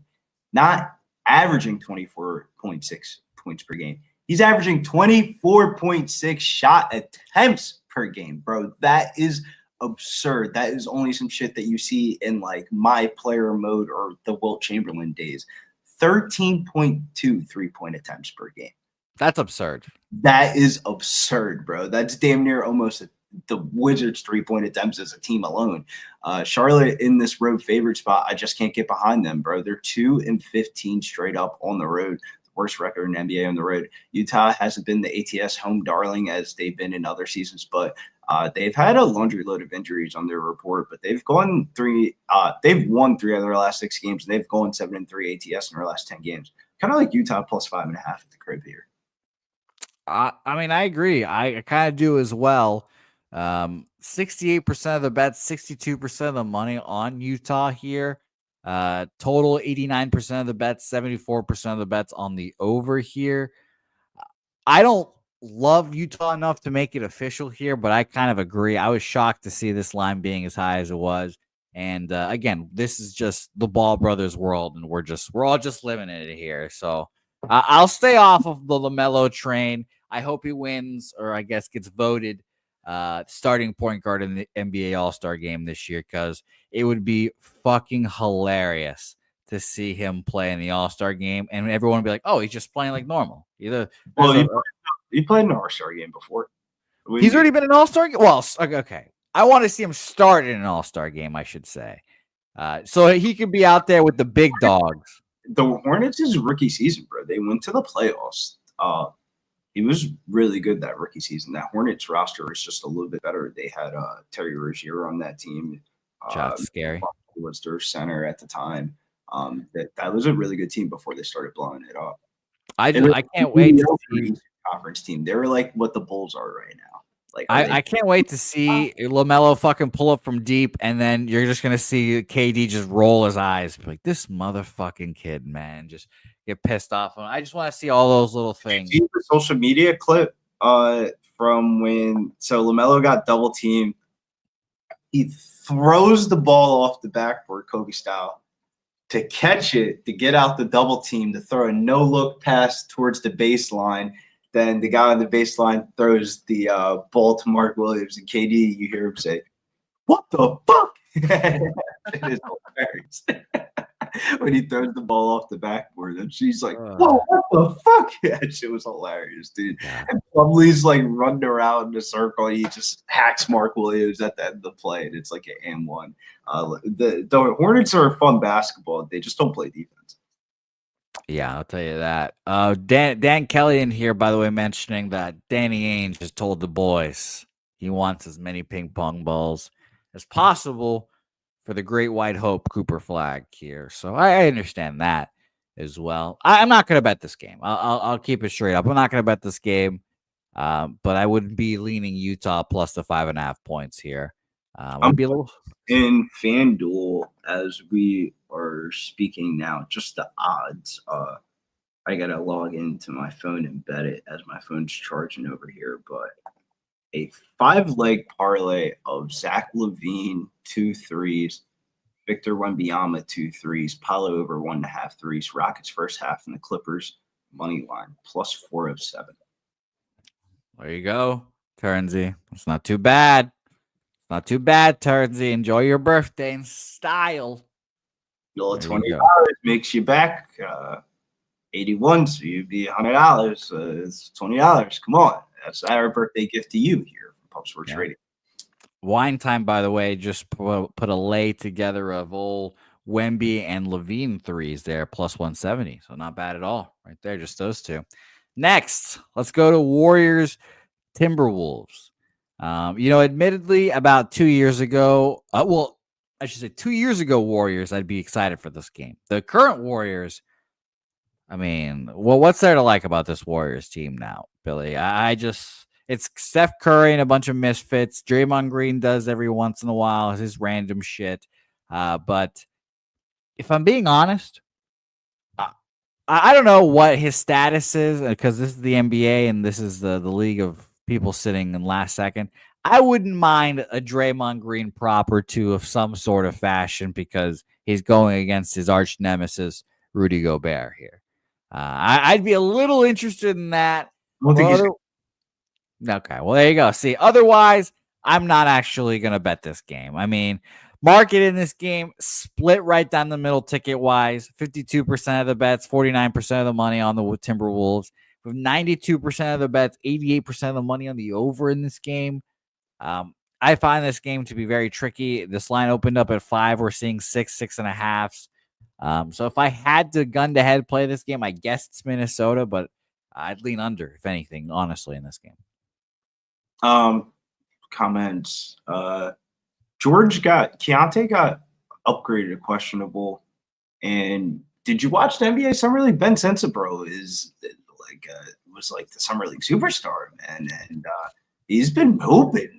All those guys have been out, and he's been hooping so much. They said, you know what? Now you're listed as questionable for illness. We didn't know you were part of the good guys. Ant Edwards over 3.5 threes for Rick J in this game. The Warriors are in a weird spot right now in their franchise. Curry's still able to sell out, but the team's not good enough to compete. Combined with Kuminga being out for 3 weeks, which is a big hit for the Warriors. He damn near averaged like 20 plus points per game. They've gone 2-7-1 ATS in their last 10 games. Feels like they're playing right into the game style of Minnesota here, who kind of prefers a slow, grinded out type of control and pace type of style. And kind of gets up for these type of spots. This is an ESPN game versus Curry. I think the Timberwolves are the right side here. This line's going up to 6.5. I would take it 5.5, maybe double result here or something like that. I think Minnesota rules here in this spot on this ESPN game here. But I wouldn't go too crazy invested in it. Don't make this like a pillar post to your parlays because he told me Curry had a fucking 35-point game. It just ends up being it. Would I be shocked? Like, no, like it's an ESPN game. These boys are going to try to get up for it, but I think Ant Edwards will be the arch nemesis himself, and the Timberwolves come out victorious again. I kind of like that double result there. First half full game, obviously, for those people that don't know. I might look into that myself here, but I agree with you. I think Timberwolves roll here. I just don't. This Warriors team is not the same team as it once was. It's just my issue, obviously, is like double result in this game is -135 on FanDuel. I don't hate that at all. It's a little juicy, obviously, but I don't hate that at all. Right there. Yeah, you can odd shot that. That's probably like -120 on Bet365. Yeah. So you guys look in the chat. Let us know what you guys see. We've got 2 more games here, and let's get on to one of our main events here. Miami Heat, the Los Angeles Lakers here. Lakers at home. Obviously, a shout out to all the people dealing with the fires in Los Angeles. Hope you guys are doing well. I'm sure that is a bitch. So can't imagine what you guys are going through, but hopefully some Lakers basketball can help take your mind off of it for a little bit. 5.5-point favorites. The Miami Heat are kind of the drama-filled basketball team of the year right now. Jimmy Butler and Pat Riley had a face-to-face, or having a face-to-face, whenever that's supposed to be. It's a whole thing, and I'm excited to watch and continue to watch the collapse of the Heat here, because I do not like the Heat personally. But 5.5-point favorites, Billy. I didn't think that the Lakers deserve this many points of respect, honestly. So let's look at the market here. You can tell me what you think here. 52% of the bets, 51% of the money on the Heat here. And it seems like we've gone from 4.5 to 5.5 points for the Lakers here. I lean Lakers. What do you think? The Lakers have had a lot of non-basketball circumstances surfacing around the team, and they've lost 4 of their last 6 games, and they need to kind of get back focused for this one in LA, where they've gone 10-8 ATS at the Staples Center. Is it even called the Staples Center anymore? No, crypto, yeah. The Heat have gone down this slippery slope with the Jimmy Butler distractions. They've lost 4 of their last 7 games. The under kind of seems like it's in play as well, as the Lakers are the slowest paced team in the NBA, and the Heat are the 4th slowest paced team in the NBA. And under has cashed in 4 straight games for Miami here on this road trip. I like the Lakers -4.5, and I like the under on this game. A little under action, and you say you like Miami? Yeah, no, I like the Lakers here in this game. Okay. I mean, there you go. That says it all right there. And Dan Kelly, the Crypt is not a bad place, or not a bad name for the crypto center, whatever the fuck it's I like called. the Staples Center a little bit more. I even write it down as the Staples Center here. I mean, yeah, it'll never not be the Staples Center. Let's bring on a guy. You know, I'm not gonna lie. If I saw this guy working at Staples, I'd be like, oh, what a friendly face. What a friendly guy this Wine Time Sports is.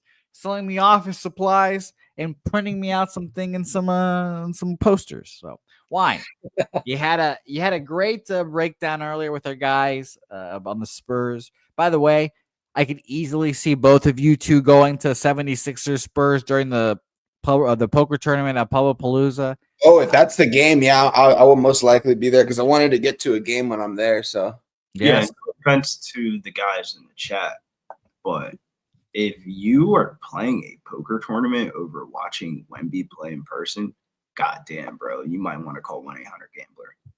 Well, I will be winning the poker tournament, and I cannot wait for all of you guys to come down to San Antonio for Palooza. Yes, that Friday night. Go. That Friday night is Wemby versus maybe Joel Embiid and probably Tyrese Maxey and potentially Paul George, depending on if these people want to play basketball. But Wine, you have a play on this game. I'm very interested to see what you have to say in it. Take it away. I like this matchup here for the Lakers. This is a very rare spot that I'm actually going to back the Lakers. I haven't done it. I don't know if I've done it this year, honestly, officially on Twitter. I mean, I probably have, just didn't make it official or anything. But this will be the first time I'm officially bet on the Lakers. I'm going to take them. My book's giving me a -5, -110 right now. I think they take care of business. I faded them a couple days ago against the Spurs. This just seems like a get-right spot for the Lakers. They've lost their last 3 games. They need to get right here in LA for their people. Definitely a disappointing collapse in the second half. A couple days ago, if you guys watched that game, they were in total control and just blew it in the second half, man, against the Spurs. And I expect LBJ to have a night tonight. I believe he only had 16 points in the last game. I was on his over, actually, in that Spurs game. I was on his points over, and I was on Vassell, and I was on the Spurs, and I didn't hit the LeBron, and I think I might go back to the window on it here, depending on what number I can get. I haven't looked yet. It's probably going to be, as usual, 23 or 24.5, -110. But I like the Lakers. I think they take care of business. I'm not going to take them a double result or anything like that, though, because I do think they're a tale of not 2 halves. I think it's just kind of a 1-half team, and I do think they can. Yeah, I think this first half could probably be close. The Miami Heat are definitely going to play gritty out there, and I like where Billy was going on the under in this spot. We've seen this total drop, and it's probably going to continue to drop. And if it gets below 216, I'm going to punch myself for not getting that 216. So I might end up getting on the 216 as well. But right now I'm on the Lakers -5, -110. Like I said, I think they're going to take care of business here. They need to start getting some games. They're 3 games over 500 right now, trending in the wrong direction. And, crypto should be rocking here tonight. I'm not sure. We'll see. I don't know. But yeah, I think they're with you, bro. I think this is a Lakers spot, and it's kind of like written on the surface of it. Granted, yeah, the Lakers could be on people's bans list. I see AOD says Lakers ban list on his bans list. You can't put people on a bans list. It's all about any team can win on any given night, and this screams like a Lakers spot here tonight. Yeah, it definitely does. Especially seeing the spread continue to go up. I see it's 5.5 at some spots. Luckily, my book's giving me a -5 right now. I wouldn't get in at the 6. I'm asking to beat the Lakers. I mean, it's a lot asking the Lakers to beat anyone by 5 points, especially a decent basketball team. But that game against the Spurs was one of those games where, like, with the fires and all that, they didn't play for a week. and they played for 3 quarters, and then basically the fourth quarter they like died with. Yeah, they scored like 11 points. I think it's something crazy in that fourth quarter. It was wild, man. So yeah, they're definitely going to come back here strong at home. Austin Reeves, he's been tearing it up too, man. He's having a good season over there. I haven't been watching a lot of Lakers basketball this year. I'm not going to lie. I mean, I've in the games I've been fading them. I've been watching them, but I haven't been watching them too closely like I have in the past. I'm just not that big of a fan of the Lakers this year. I'm not sure. I don't know why. They're still my team. You're converting to a Spurs fan. Wow, you're not a fan of mediocre basketball, bro. Yeah, it's just disappointment over the years and just like the expectations I always have. And I think I just came to a realization that this is a team that's maybe going to go 5 games over 500 at the end of the season and be in the first or second round in the playoffs. They're going to be hurt by then and probably get eliminated, but they're still my team forever. Love my squad. I'll tell you one thing. There's nothing like going to crypto, guys. Oh, man. It's such a good place, dude. I love going there. It's a great place to watch basketball. It is really expensive, though, when you get in there, man, not just the tickets. Get in there. I remember me and my wife went. My boss hooked us up and gave us his ticket, so I didn't have to pay to get in, but $50 for parking. And then you get in and we get, we get 2 dirt dogs, garlic fry, and 2 beers, and the total's $110. And I was like, oh my goodness gracious, it's crazy. But we about to split these fries, though. Yeah, it's wild. Yeah, it's wild. But it's definitely worth it being there in the atmosphere, like the lake show. Like that's there's not something different about it. To a club and get fucked up and spend $100 on a fucking alcohol bill and watch the game fucking 5 minutes away from the stadium.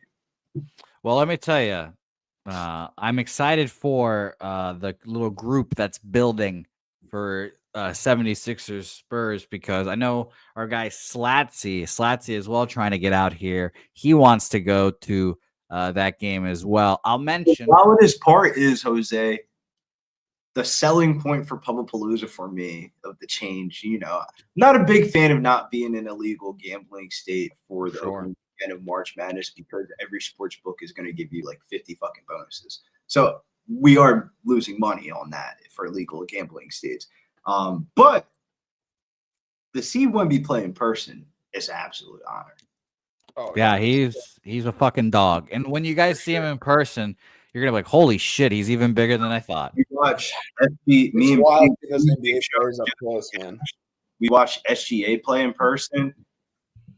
SGA is Timothy. Like, this is before like SGA was like SGA, like superstar level on the Skims commercials and stuff like that.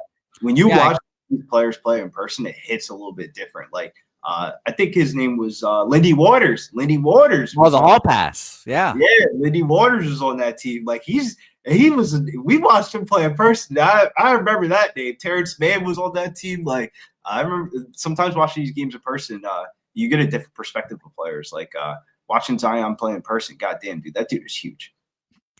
He's a big boy. Shout out to him. And shout out to Lindy Waters, the Hall Pass. Craigie too. Craigie was on that team as well. There's a lot of people from that team in that game that are like filtered out throughout the NBA now. Yeah, Lindy Waters, an Oklahoma State guy. All right, Wine. Last game. Do you have a play on Brooklyn Nets, Los Angeles Clippers? Nothing on this one. All right, Lakers -5, boys. Lakers -5, -110.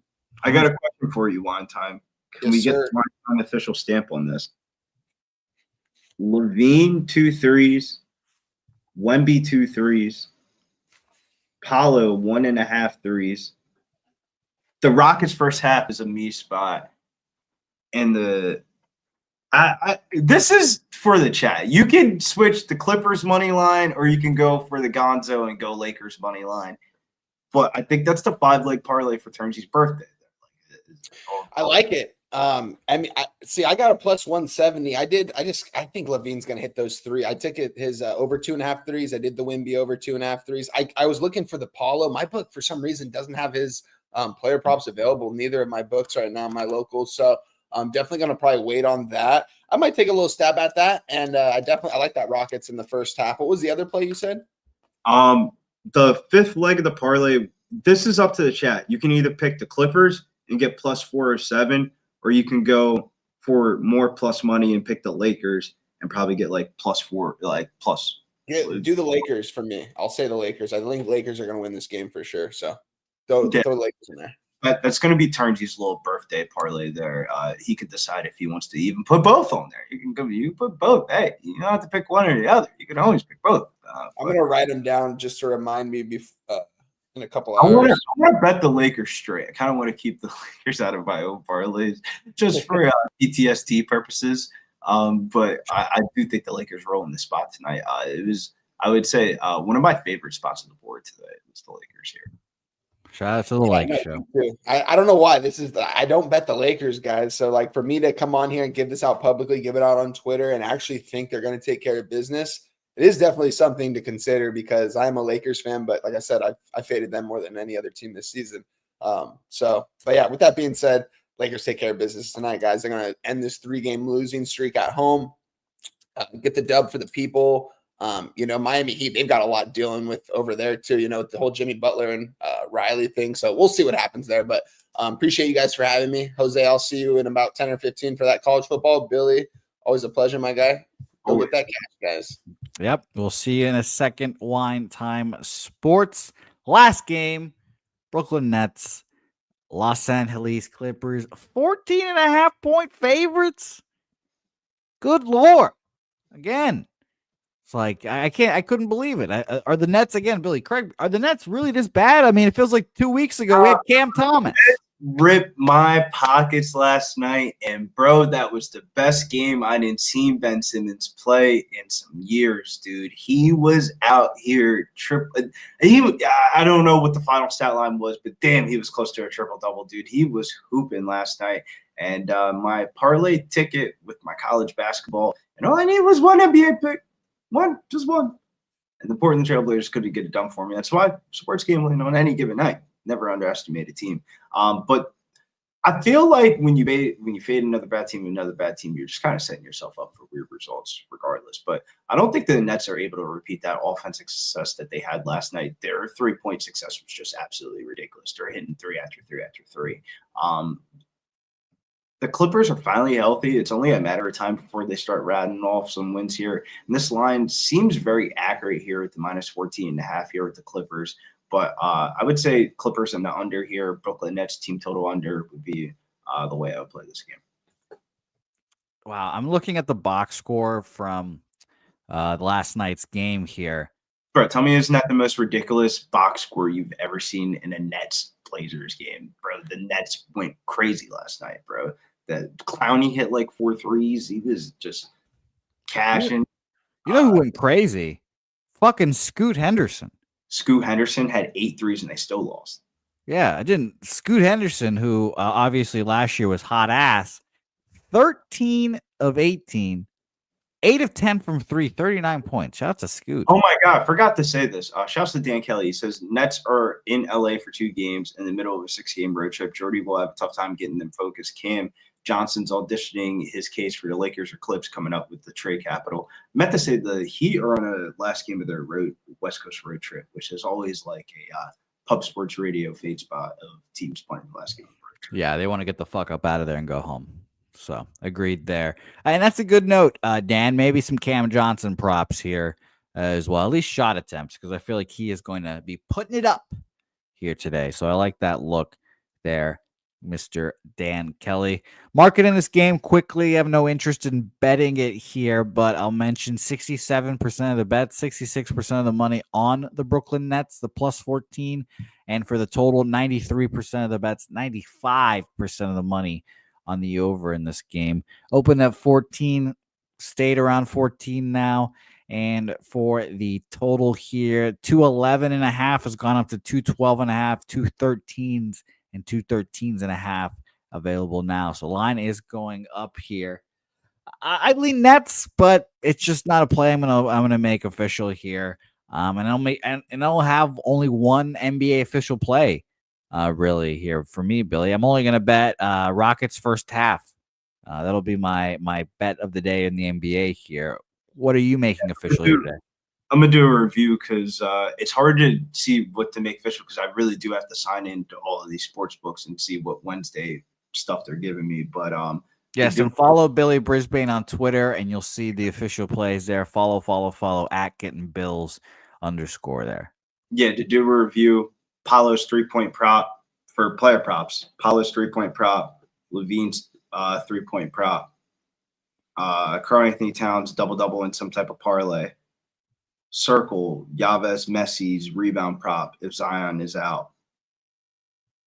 And for totals, Memphis team total over. Lean New York, Philadelphia under 218.5. Atlanta Hawks lean team total over. First half spot, Houston first half. Minnesota double result. Straight bets, Lakers minus the 4.5. Top leans for underdogs would be Utah Jazz plus 5.5. Dallas Mavericks could definitely make the straight bet card. And the over in the Boston Celtics Toronto game. That was kind of like a review of the whole entire NBA segment. Yes, and I officially moved on the Rockets there. I put it in. It's definitely going to be like things that will definitely be on this card today. A Zach LaVine player prop, Paulo's player prop, the Clippers money line, Lakers straight bet. I moved on it. I got plus a half, minus 115 first half there. So hopefully we can have a good start to the day there. Billy, I appreciate you for joining me here and joining me throughout these Wednesdays. Please talk about that, and he will arrive. Caesar goes, surprise boost. Log in and get your special mystery boost here for the NBA today. You must have overheard us. Make sure you guys tune in Locker Room Podcast. We went live last night, 11 o'clock p.m. for this big pay-per-view card. We got Islam Makhachev and Suzuki and fighting in the Intuit Center, which is the Clippers home arena, the last game that we left off. So when one event closes, the other one begins here at Pub Sports Radio, and we have a wild card weekend. NFL Pub Hub is moved from Sunday to Saturday. So make sure you hit the like, subscribe button because Saturday is a lot. We have the starting 5 with Dabby and Dudge. Then that rolls into the NFL Pub Hub, which rolls into the UFC cards. Make sure you guys hit that like, subscribe button, and tell the girlfriend, hey, Saturday are for the boys today. You'll get your love on Valentine's Day. Let's get a little bankroll going for it. Agreed there. As a man that's trying to figure out what he's going to do for Valentine's Day, I agree. Billy Brisbane, thank you very much for joining me here and every Wednesday. Appreciate you. We will see you very soon. All right. Beautiful job, Billy. We've got 2 more sports to cover here. We have a national championship game. Is it the national championship game we expected? No, but it is the national championship game we deserve. Ohio State versus Notre Dame, and I have 2 experts here ready to join me and talk about these games. It's going to be a fun breakdown. If you missed yesterday's show, Peter Loshak and Dabby Cab talked about this game. You can catch their cutout available right now at the old Pub Sports Radio YouTube page. And you can find this one here as well. So let's bring on our first of 2 guests here. You've seen him in the NBA, and we bring him back on for college football. He dominated the college football season this year. He has his record. I'll let him shout himself out, pat himself on the back. It's Wine Time Sports joining us again here. Wine, you're doing a great job in the NBA, and goddamn, your NCAA football record was great this year. Yeah, man, it was a blast doing this with you, Jose. Shout out to you guys, shout out to all the people along the way, man, this whole journey, this whole season. It's been fun doing this with you guys, man. Going public with all this stuff, giving you guys action, all the people that have reached out and told me they've tailed me and stuff, and means a lot, man. Really appreciate all the love. But yeah, man, it's bittersweet, it's the last game of the season, the national title, man. We're all excited for it. It's going to be a good game. Did we think both these teams were going to be here? Most likely not, probably one, but I don't know about the other, but we're going to get into that. But yeah, either way, it's been a great season, man. And I'm looking forward to doing this with you guys next year again. And just looking forward to keep getting this cash, man. Just keep getting better and learning from each other, learning from you guys on the screen, all the people in the chat. Shout out to everyone in the chat real quick. Let's see. G Martinez, Nuke Worker, my guy right there. Love talking sports with you. Andrew G, Dan Kelly, AOD, OG right there. Jeffrey Blue, Nasty Nate, my guy. T Moss, Leonard Porsche, Kong's Clip. He killed it this year. Kelly McInnes.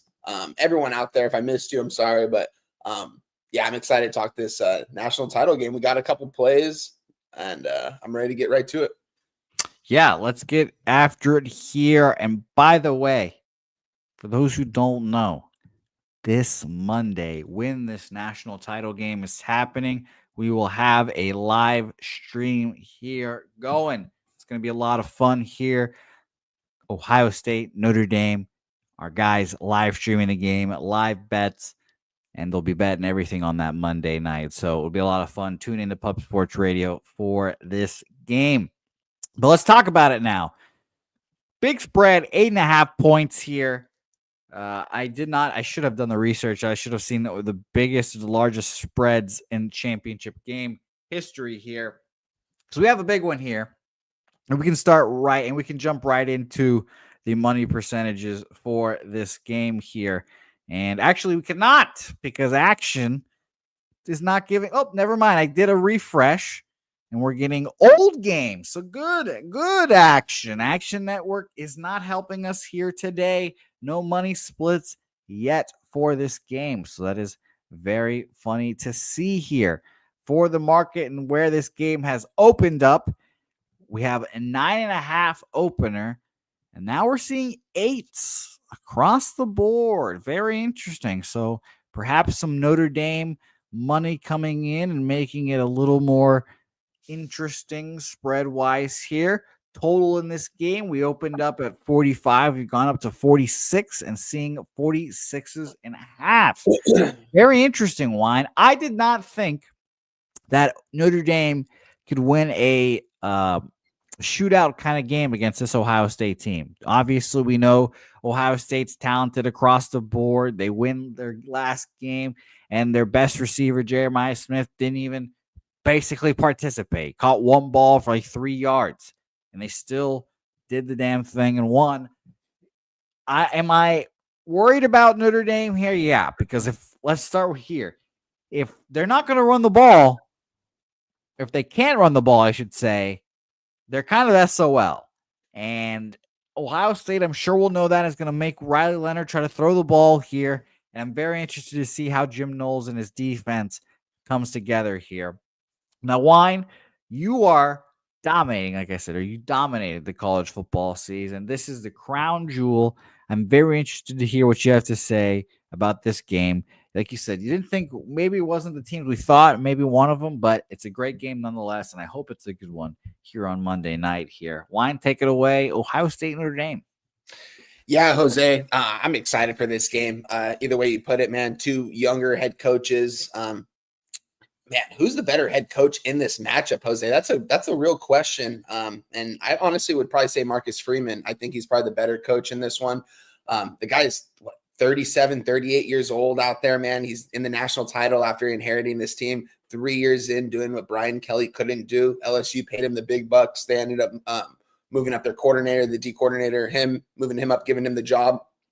And he just built a program. He's built a culture. You heard Riley Leonard talk about that in the post game. He was saying it's the culture, man. We have the best culture in the nation. Like, there's not a better culture than what we have going on here right now. And you can definitely tell because the vibes are all high over there. They're playing Riley Leonard playing some big time ball when it matters most. He's not going to wow you with the big arm talent, throwing the ball 50 yards downfield.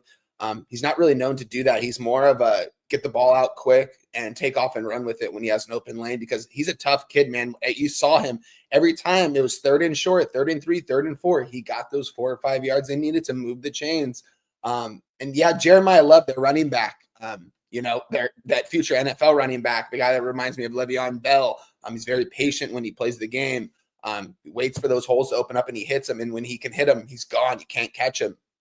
Banged up in this one. He's getting the best treatment he needs right now to get better and to get healthy. But I think ultimately it's going to be a lingering injury, and he's still banged up. We're going to see what his rushing yard prop is closer to the game. They got another guy named Price over there too, can run well with it. And they've got another guy too that catches the ball well out of the backfield. Notre Dame, though, they don't really impress you with the wide receiver core because they don't really throw the ball too much. They're a run first team. And like you said, they can get the run going early and often and maybe hit on some of these explosive. Like Notre Dame's going to have to hit on at least 2 explosive plays, I would think, if they want to at least stay in this game or win the game. They would need probably 3 explosive plays to actually win this game. Can they do it? Yeah. It's definitely going to be difficult, though. So now we're going to go into this Ohio State team right here. Man, shout out Jim Knowles, man. The old cowboy, man. Jose's Cowboys, man. This guy comes over to Ohio State, has one of the best defenses in the nation right now. We're seeing Jack Sawyer and JTT and guys like Malik Williams. These guys on the defensive line for Ohio State are all going to be playing in the NFL, all going to be playing on Sundays. These guys are making themselves a lot of money these last couple weeks, especially in these games that matter the most, because this is when everyone's tired. This is the NFL's long season. You know, college hasn't really had that long of a season in the past, but this is the longest college teams have played. How many games they've been playing? This is like, what, 16th game they played, 15th game, something crazy like that. So with that being said, give them all the credit over there. You asked me who the better head coaches in this. I'm going to say Marcus Freeman. Who has the better coordinators? I'm going to say Ohio State. You got Chip Kelly calling the plays up there in the box, reading the field. He's not out on the field. He's focused in that box. And man, this guy's he runs one of the best offenses we've seen in college football. We saw him do it at Oregon. We saw him do it at stints at UCLA. Seen him do it down the road here now at Ohio State. Don't believe we've seen everything he has in the tool shed yet either. I think he still has a lot of plays that he hasn't even ran yet specifically for this game. And what does Notre Dame like to do, Jose? They like to play man-on-man. They like to play one-on-one. They trust their corners because that's what they've been doing all season long. But have they faced a receiving core like Ohio State? No. I mean, Texas, though, they shut down Jeremiah Smith pretty good in that one. And that was one of the bets I lost, was Jeremiah Smith over. He was pretty much shut down in that entire game. With that being said, man, Chip Kelly knows how to run a good offense. Will Howard, as long as he doesn't make too many mistakes, he's going to do well. They've got 2 of the better running backs in all of college football, and Henderson and Judkins. These guys are going to be playing in the NFL too. So much NFL talent on both sides of the ball on both teams here. Great coaching staffs. You can't really go wrong. Like I said, shouts to Irish for being here. You know, I didn't think they were going to be here. This is the team I didn't think was going to be here. I had Penn State last week. You rewatched that game. Penn State won 80% of that game. But Marcus Freeman just simply won that game for them with his coaching and doing the little things on 3rd and short, and Riley Leonard getting those first downs when they needed it most. And I believe he is banged up in this one too. He took a lot of hits. It's another team. Dame team is banged up. Both teams are banged up, but I just don't see in any world how Ohio State doesn't win this game. Man, when after Ohio State, after the game was over, I was talking to Ragu and DJ Big Boss, and I was like, what do we think the spread's going to be? I was like, I think 6.5. They were like, yeah, 6.5, maybe 7. Open up at 9.5. That just wowed me. I couldn't believe that. Like, you don't see that for a national championship game. I thought it was too many points, so I couldn't do it. It's gone down a little bit, so I'm definitely going to look to money line the parlay with something. Haven't done that yet. The 2 plays I did move in this game, though. First one's going to be the under, and that's going to be under 46. Let me just double check. Under 46.5 minus 110. Got in on it last night. You can get that same number now. The number hasn't really moved. It went down. It went down to 45.5. Went up to 46, back up at 46.5. We have no read on the market whatsoever right now with the bet percentages and money. I'm actually really surprised. There's already almost 30,000 tickets in. We're most likely going to see that here in the next couple of days, probably when me and Jimmy break this down on Friday. But I'm on the under 46.5 minus 110. I just think both these teams are going to run the ball. And I think Ohio State, Notre Dame, if they can limit the explosive plays, Ohio State's still going to score. They just have the personnel on offense. They have weapons everywhere. Not just Jeremiah Smith. They have weapons everywhere on the offense. Will Howard can get the ball in the hands of his playmakers in open space. They're doing well with it. I see them slowing this game up and scoring. But Ohio State, one of the best teams in the red zone. And Ohio State, Jose, they've only allowed 17 points twice this year. Do you know? And it was to the same team. Can you guess who that team was? No, tell me. The Oregon Ducks. That's the only team that has scored 17 points or more against this Ohio State defense. Just impressive, man. And that was the only team that went undefeated and got smacked in the mouth when they faced again at the Rose Bowl. And like I said, man, Ohio State, they have unlimited weapons on offense. One side note, though, Jose, I mentioned this a couple weeks ago. Marcus Freeman, guys. with Marcus Freeman with over a week to prepare. He is 12-0 ATS by a margin victory of 14.5 points, guys. Now that's a crazy stat right there. So it's hard for me to fade Freeman, especially ATS. That's why I'm not going to do it in this spot. I respect him too much as a coach. I think this program's heading in the right direction. So with that being said, I'm on Notre Dame team total though. I'm on them under 17.5, a little juicy at -120, but I'm going to dare Notre Dame to score what Oregon did on them. And I don't think they can do it. I don't think they're going to be able to score 17 points on them. So give me Notre Dame team total under 17.5, -120. That's probably my best bet in this game. Absolutely love this bet. As long as Ohio State doesn't turn the ball over in their own territory, it's going to be tough to score in the red zone for Ohio State. They just don't give up touchdowns. They just don't. So yeah, that's my breakdown for this game so far, Jose. Wine, I love the breakdown, and I think my official play on this game is going to be the under. Just full game. I agree wholeheartedly. Shout out to Jim Knowles. A defensive coordinator that was so good. He made Oklahoma State change from the high-powered offense with Mason Rudolph to a defensive, grinded-out kind of team that is going to get Mike Gundy fired. But he is a great defensive coordinator. And I mean, I've low-key rooted for Ohio State just because I thought he was so good. And I kind of agree wholeheartedly here. This is going to be just a grind him, drag him out kind of football game. And the line moving towards Notre Dame makes me feel like it is going to be a little more grinded out. Because like I said earlier, I cannot imagine Notre Dame winning a shootout against Ohio State. I think they're going to play the ball control kind of game and keep the ball away from their offensive threats. And we all know that Notre Dame and Freeman are good coaches, or he has a good coach, and I think he'll try to do that as well. So I agree with you wholeheartedly here. I'm going to be betting a full game under here as well. So very interesting. And by the way, wine time. I mean, FanDuel has, apparently, according to Lenny Porsche, FanDuel has team total under 18.5, -114. So there you go.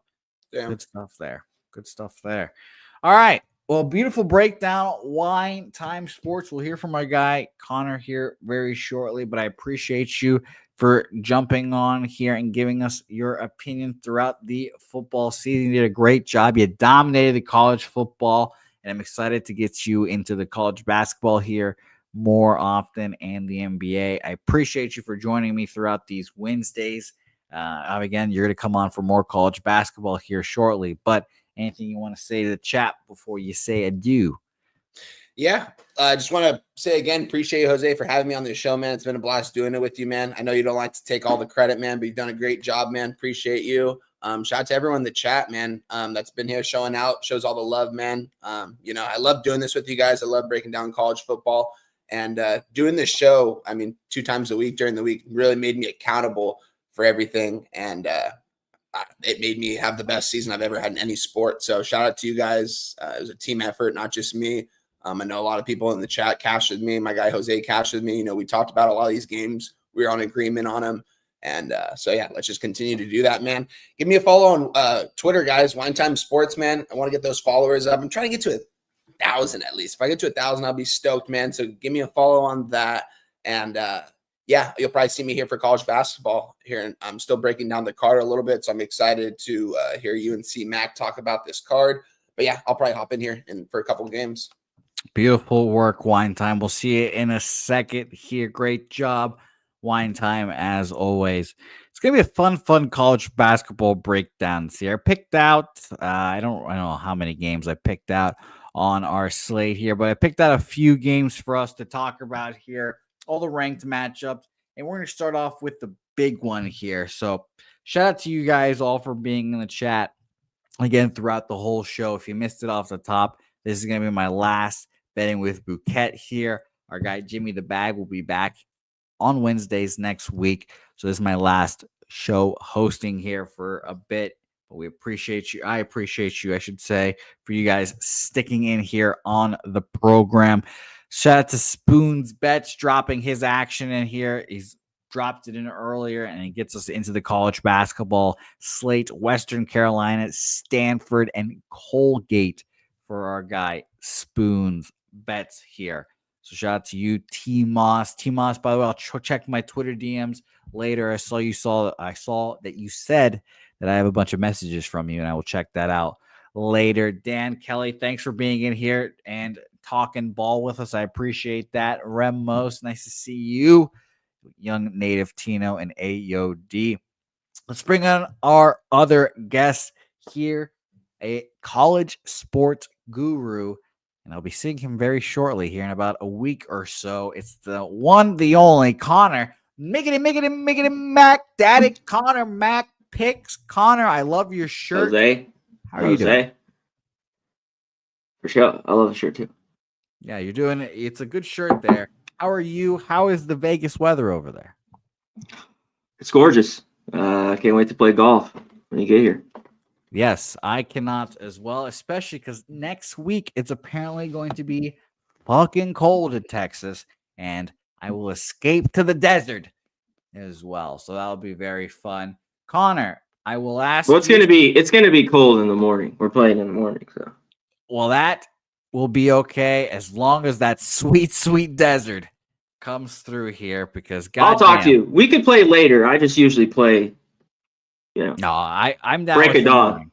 Yeah, I'm good with that as well, Conor. Don't you worry. Okay. And I'm very interested because obviously we're playing on a Saturday and I get there Friday, so maybe I won't just sleep. I'll roll right out and come and see you. Who knows? Okay. The party animal, Jose Bouquett, as everyone knows.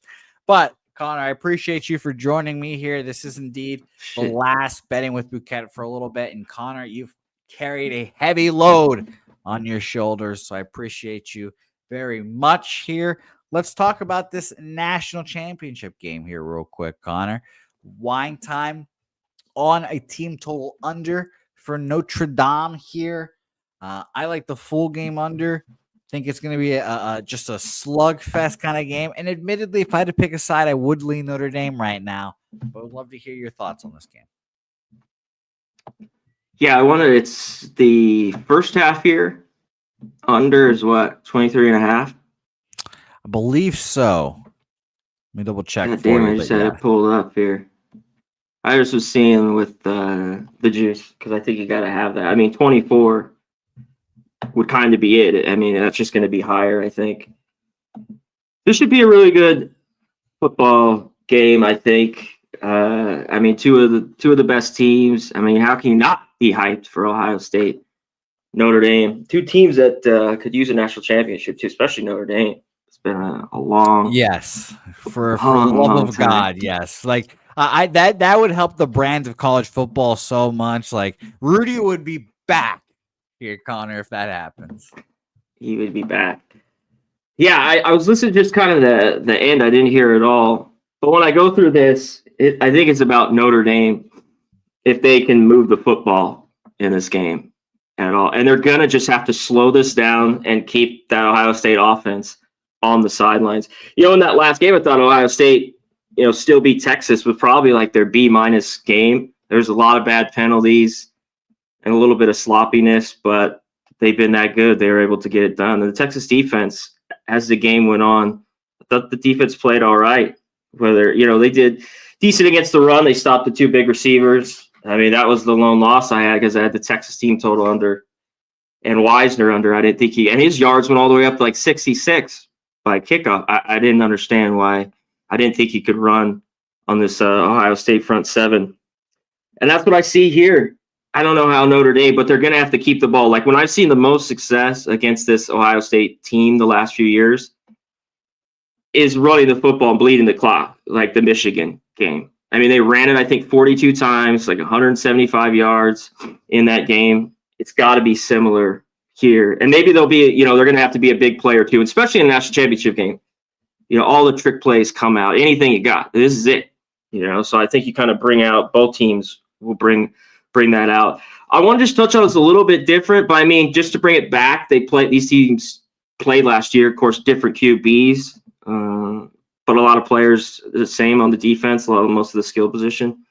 It was 17-14 That's how I think this game is kind of going to play out here, Jose, because I think Notre Dame's defense is good enough to keep Ohio State in. They're going to want to take away what Texas did, any of those kind of deep balls, which we saw in those first two games where Ohio State had a bunch of success. Chip Kelly all of a sudden opened it up and throwing it deep. So Notre Dame needs to take care of that, and I think they will. I think this defense is good enough to keep this game, and that's why I love the under in it. And Love banged up, of course, Riley, and he's in the end for Notre Dame to win. He's got to make a few big plays. Like he's not known for his arm, but he's gonna have to. He had a couple bad picks there in the first half, but the kid's tough. So, and he's gonna put a load on himself. He's gonna run, I think, probably 15 times in this one. So they have to do that, and that means just long drives if they can do it, Jose. And I think that leads to, like, if you look in this game, like the field goals and shit like that, there could be a little bit more of those because, Whiteside brought up this Ohio State defense. That's why I liked them last week. I didn't think Texas could, to get to 24, and I don't think Notre Dame has had their team totals really low. I mean, what's it, 17.5? I mean, if they got to 20, I'd be kind of surprised, in this one. And the only other teams other than Oregon, Tennessee is kind of late. They had a touchdown. I mean, they got 17, and Nebraska early in the year got 17, 21-17. That is it. So the Oregon team was the only one that got more than that. This defense is just good. As we saw the big sack scoop up and take it to the house there at the end of the game. And, of course, Texas, they've had their own issues in the red zone all year long, whether it was scoring inside the 20 or just making a fucking field goal. It seemed like they struggled. And Ohio State, they're going to have to – I thought Notre Dame did well. The game got a little bit out of hand. They made a few big plays, a couple that went against them. I mean, that interception was crazy. That was a pick. They brought it back. But then Aller made a mistake in the end. And big up to Freeman in the end. I think he's just done a great job with this team. And I think Ohio State will make a big play or two. They win this game. But I don't know if it's by 3 touchdowns. You know what I mean? I could see it if they bring their A-plus game. But I think the game's lower scoring and tight.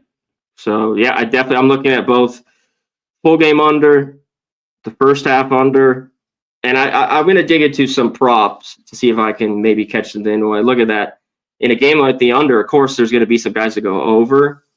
But I'm going to look maybe to some unders for the props, too. I got to dig through it a little bit more. I just looked at a glance yesterday. So should be a good game. I thought when it opened at 9, it was a lot. Because that when you looked at it a little bit last year, other than the quarterbacks I told, it was just Notre Dame was able to run it. Like I said, a little bit different team. But here, what they have here real quick, because this was September last year, just to glance at it. Because when I was looking, I thought, wow, they had some success running the football here. What they have? 176 yards on 39 carries, a little bit like Michigan.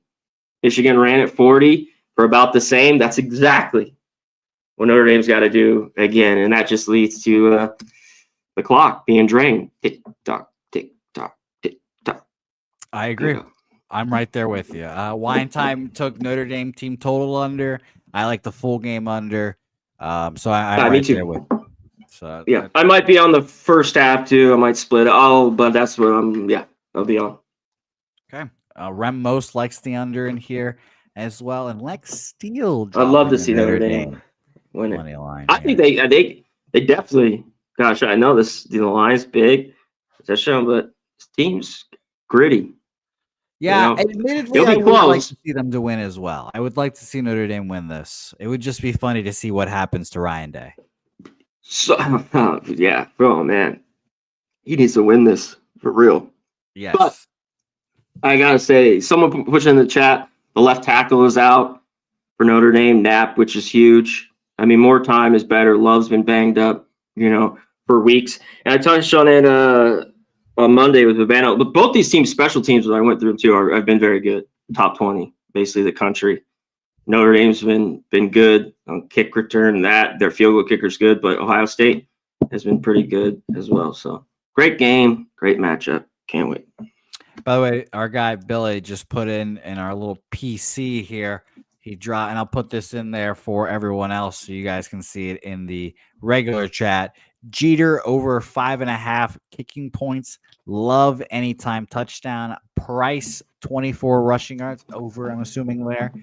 Great House over 20.5 receiving yards, and Tate over 40.5 receiving yards here as well. So there's some prop action there from our guy Billy Brisbane. Thank you, Billy. Connor, let's roll on here. Thank you for that excellent breakdown. We've got college basketball to talk about, and we have a huge game to talk about to start this one out. Top 10 tilt, as they call it here. Number 9, Kansas, going to Ames, Iowa. God, I have to remember my college towns better. Again, going against the Cyclones here. 6.5 point favorites at home are the Cyclones here. Now, Connor, I'm obviously living in the past here. When I saw 6.5 points for Iowa State, I was surprised, to say the least. You're going to Hilton Coliseum, a tough place to play. Obviously, both these teams are very good. So their last 5 records, they've been rolling teams. 12-3, 3-1 are Kansas, 14-1, 4-0 are Iowa State here. And I'll say this, Iowa State played a barn burner in their last game out at Texas Tech, a 85-84 victory. And Connor, I remember it very clearly because that game fucked me personally. It really pissed me off because Iowa State was a road underdog going to unranked Texas, and I bet Texas Tech, and they lose in overtime, and it was extremely frustrating to watch. Now the issue with that game, I just don't know if it was a Texas Tech choke job or Iowa State comes back and closes and wins the game there. Obviously, they made the last second shot to force overtime, but Say it was a little bit of both. I just don't know what to expect from Kansas here either, as well. And shout out to Mikey Money in the chat. Nice to see you, Mikey. Kansas, last few games, they've been kind of rolling over teams after losing an embarrassing one to West Virginia by 1 point. They dominate UCF, they dominate ASU, and they dominate Cincinnati here. But those 3 teams are not very good. At Cincinnati is a little impressive, but those teams are not very good. And it's a big test going into Iowa State here. Market in this one. Let's check out and see what our friends at Action have to say about this top 10 tilt. 52% of the bets, 43% of the money on Kansas. So bigger bets on Iowa State, 48 and 57. As for the total in this game, fascinating. You don't see this often. 82% of the bets, 83% of the money on the under in this game. I cannot tell you the last time I've seen that many bets and tickets count on the under there. So that's fascinating. The total, let's start there real quick. We have opened up at a 144 and we're at 143.5, 143s out there. Connor, what an interesting game. Top 10 tilt game of the day. What do you think? Yeah, game of the day for sure. Yeah, it's tough to play here at Hilton. Iowa State, they've just been really, really good. That last game, I think it was a little bit of both. It was some foul trouble. They had some shots. At Texas Tech, who it beat them a ton at home, just didn't get it done. Lost in OT. Watching that was not great. Kansas, I thought it was pretty big. The number was a little bit off. I think it is here just because their defense is good enough to stay in this game. I think it seems like as good as Iowa State is. I think last year they beat him, but consistently Kansas has even gone in there from years past and won, straight up there. Because when I see this, seems like Cab would grab 3 points here first half with Kansas. Because I look at that, I would take it a little bit. That's what I'm looking at. But I got to get to the total in this game, Jose. These defenses are really good. Iowa State has been playing a little more up-tempo pace, and they've had a little bit more overs so far this year. But their defensive numbers are excellent. Kansas has slowed way down. Defense has been great. I like that under against Cincinnati. But Cincinnati we could get to. I don't know if we're on them. Only 40 points in that last game. But I think the defense is thriving. I can't believe, unless the shooting is just extremely hot here, this 144 I think this continues to go down throughout the day. So give me the under here, 144. And I'm going to look at Kansas first half +3. All right. Well, I'm going to join you on the under here as well, Connor. I've got under 144 minus 120, and I'm going to move on that myself here. Market scorching down to the under with all those bets and money on the under. I just don't see it. I think it keeps going down too. I already see 143s here at Bookmaker, a few others. So I think it keeps going down. A couple Agreed. more. That's so yeah, I agree with that. That's why I moved on it now. So hopefully I can feel like a smarty when it's at 140 later in the day. Well, let's go to UAB USF here. UAB a 3.5-point favorite on the road here again. And Connor, correct me if I'm wrong. I don't think there's a sport that has a more of an emphasis or where home court matters more than in college basketball. So whenever I see a road favorite, I always tend to look at this home underdog and see how they're doing and if they can come back and kind of win this game. And I was looking at USF in this game in correct me if is this the Yuengling Center? Where are we at? Yeah. The Yuengling Center. I didn't know that's how Yuengling was spelled. The Yuengling Center in Tampa, Florida. USF, their last game, they lose a 3-point loss against Tulane. UAB slapping ass and feeling good about themselves. Their last 5, 4-1. They beat the aforementioned Tulane Green Waves 81-69, where USF just lost to them. So interesting note, they beat FAU 81-76 last time out. Did UAB? Both these teams are 2-1, 3-1 in conference. So this is a big game, Connor. After the breakdown and after seeing that common opponent ass whooping, I kind of lean UAB. But let's see where the markets are saying in this game here. 67% of the bets, 70% of the money on UAB here, and this spread opened up at -1.5, and we're now at a 3 here. Very interesting indeed. Total in this game, let's find where you are. A UAB, you sons of bitches. Let me look, just type in the old, there we go. 159 opener to 156.5 now. Wow, what a drop there. That's a very interesting drop. And by the way, with the total, 76% of the bets and money on the under in this game as well. Wow. What do you think about this one, Connor? Yeah, I needed to I'm going to double check on some, or I'll do in a second. Yeah, UAB finally playing some good basketball after, man, they had a rough start and some real shitty fucking losses in this team. Struggled on the defensive end of the floor. They're not the best shooting team this year, but starting to turn it around. 1 3 straight, 4 of 5. And you got to, against North Texas, that loss was close. I don't know if the FI, it's a good win on the road, but FAU's really down, this year from the past couple. But I get maybe the initial move. I was hoping this touch 4. I still like it at 3.5. I'm going to wait a second because there's some 3.5s, but I think it comes back down to 3 here and maybe even 2.5. So I might have to pull the trigger on the 3.5. South Florida, obviously everything that went on with this team to start the year with their coach dying, and then it was tough to start, but they've won a bunch. And they've won a couple games on the road, or finally won against Wichita. But this is where I want to back this team, is at home. Played way better all year long, 6-1. And I think given this bucket, it consistently beat ECU on this stretch.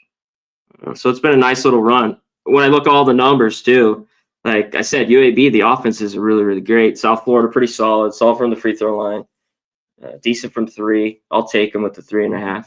Especially if we don't have a 4 here. Yeah, I honestly, I think if we waited, we could see the 4. Which is I don't think it comes, but I'll wait. Yeah, I'm down to wait here a little bit, but there isn't a ton of even 3.5s. There's more 3s I see out here. Spoon's bet saying UAB got off to a slow start. Their success as a team revolves around pushing pace. USF has a slow 6'11" big man who will become a defensive liability when UAB turns this into a track meet here as well. So very interesting here. Very interesting indeed. Nunya, you know what it is, Nunya. Yeah, some people's president's getting, sworn in, so they got to get me out, Nunya, obviously. But I'm just joking, obviously. It's nice to see you, Nunya, our champion for the Cappers contest show, my guy. Jimmy the Bag just returning on Wednesday, so no worries there. Next game on our slate, the Hall versus Butler here. Butler, a 7-point favorite, and our guy Billy Brisbane talked about Butler earlier in the program. Butler doesn't score for like 5 minutes in the second half and screws Billy the other day. It's disgusting stuff.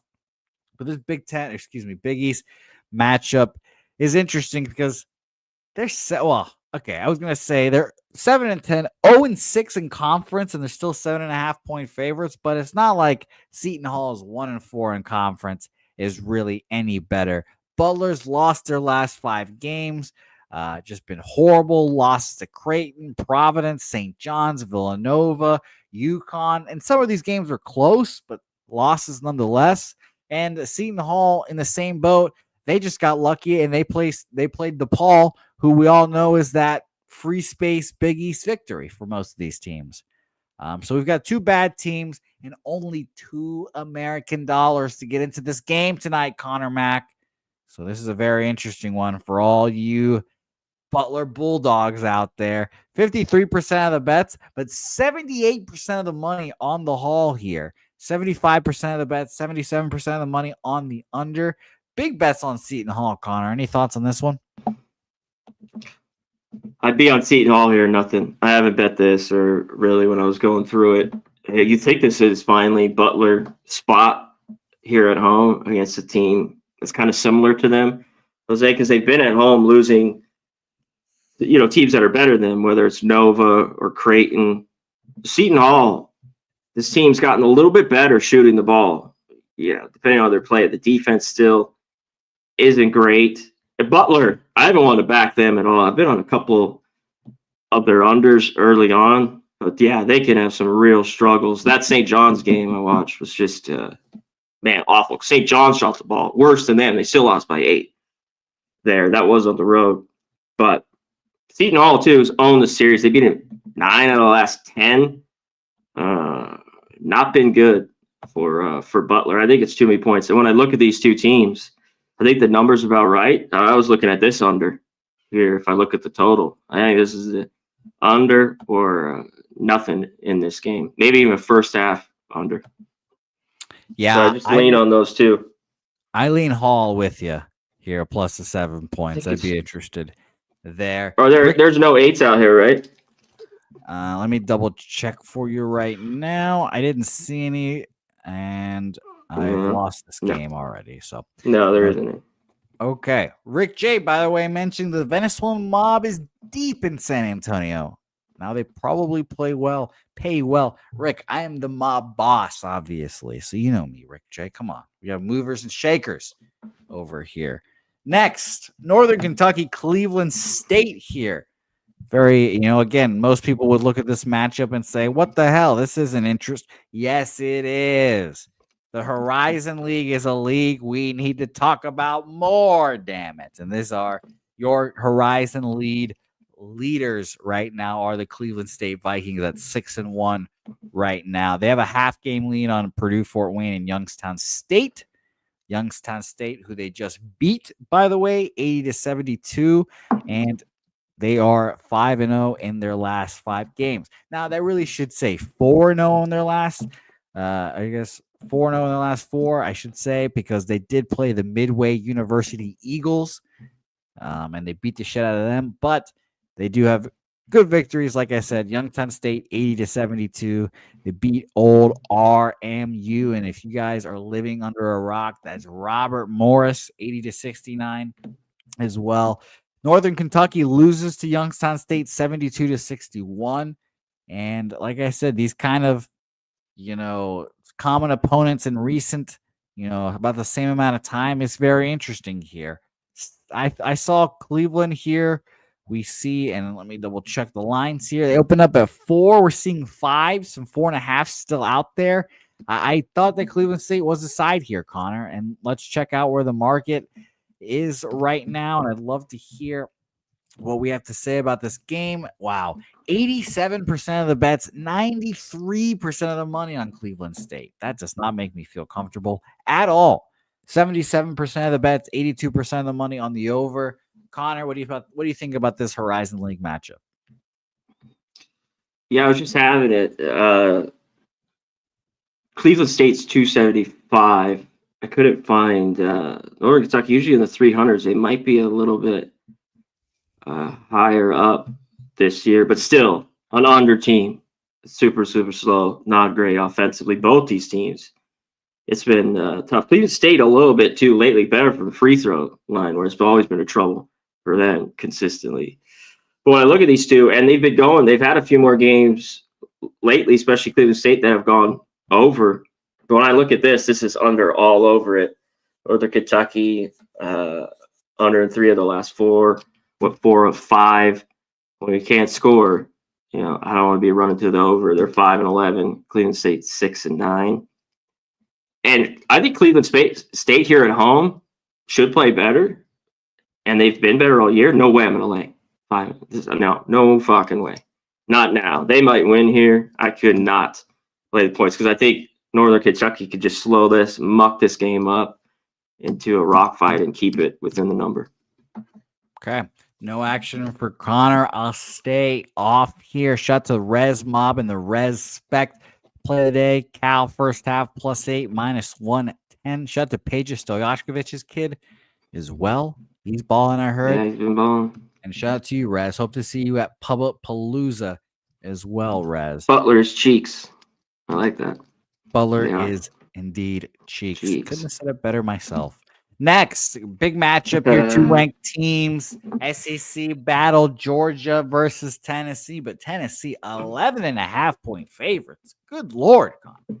Big favorite here. Now, the SEC's been the best basketball conference now this year. They're probably going to take that mantle for a little bit.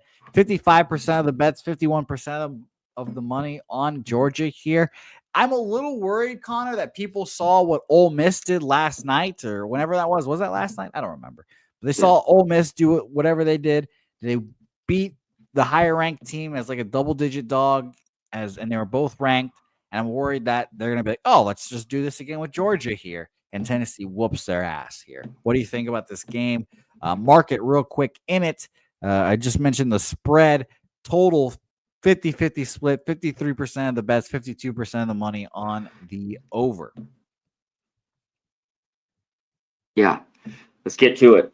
When I get to the total with Tennessee, anything that's been like 145 or higher in their games have been all over their unders. I might have lost one, but I think I'm like 7-0 or 7-1. Their defense is that good, especially at home. I think you look at Georgia's team total under here. Can they hang around on the road? Tennessee has that bad loss. They go to Texas, still pretty good at home and get away with a win. It's basically a win there or a push, depending if you got the 4.5 with either squad, Tennessee or Texas. They're just a lot better at home. The defense and the numbers show it. I mean, it's kind of just like it's number 1 or top 10, everything, Jose, at home. Tennessee, the defensive numbers. Georgia, they've been impressive. This team keeps winning out in their road games 1-1. They did go to Ole Miss and win. I go Ole Miss and lose by 12. It's right where this number is, of course. And what was their other one where they won? Marquette was a neutral. Oh, at Georgia Tech. Okay, they won by 8. So yeah, this spot just isn't great for Georgia. A team that I think's played a little bit above their head, but tough. I think it's kind of Tennessee here, back at home. Late. It seems like in a game like this, I bring it up, they're going to win by 20, or this game could be like close. You know what I mean? It would be like 6 points or less. I think it's just going to be one of the blowouts, or it could be tight and hang around. And with this defense at home, it's just not going to be easy for a Georgia team that's not the best jump shooting team, out there. I agree with your sentiments, Connor. I lean Tennessee in this game. I just think too many people are seeing what Ole Miss did yesterday, and they're trying to translate it over. And I think Tennessee rolls here, so I agree with you there. And shout out to the Juice agreeing. Team Moss, nice to see you still in here. And Justin McKelvey, stacks play today. Tennessee all right. minus 11 there. Shout out to you, Justin. Murray State, UIC, Illinois, Chicago here. 2.5-point favorites are Illinois, Chicago here. I was going to call them something that is not their mascot, but they're the UIC Flames here. The UIC Flames. Good matchup in the Missouri Valley here. Murray State 4-2, UIC 3-3. Top of this conference, by the way, Bradley and Belmont, both 5-1, 5-2 there. UIC faced Bradley last time out, 61-60, heartbreaker on the 11th there. Murray State beating Valpo 58-47 here. Their last loss against Illinois State on the 2nd of January there. Belmont, by the way, also beat UIC on the 4th, 92-87. So UIC has already lost, but has lost 2 games to the top 2 allegedly teams in the Missouri Valley here. How good are UIC is the question now we have to ask ourselves here. For Murray State market here, we have 62% of the bets and 91% of the money on UIC here. And we had an opener of a pick'em, actually. This opened at a pick, and no, Siri, I do not need you going off here. With this line opened up at a pick'em and is now minus 2.5 here with all that spread and money bets on UIC here. I like UIC. Let's see if I'll move on them here. Connor, what do you think? I think there's a little bit of room. This is moving the right way. This is tough, though. This is kind of a coin flip game. Because I don't know if you really want to be laying more than 3 or 4 with UIC. Played great.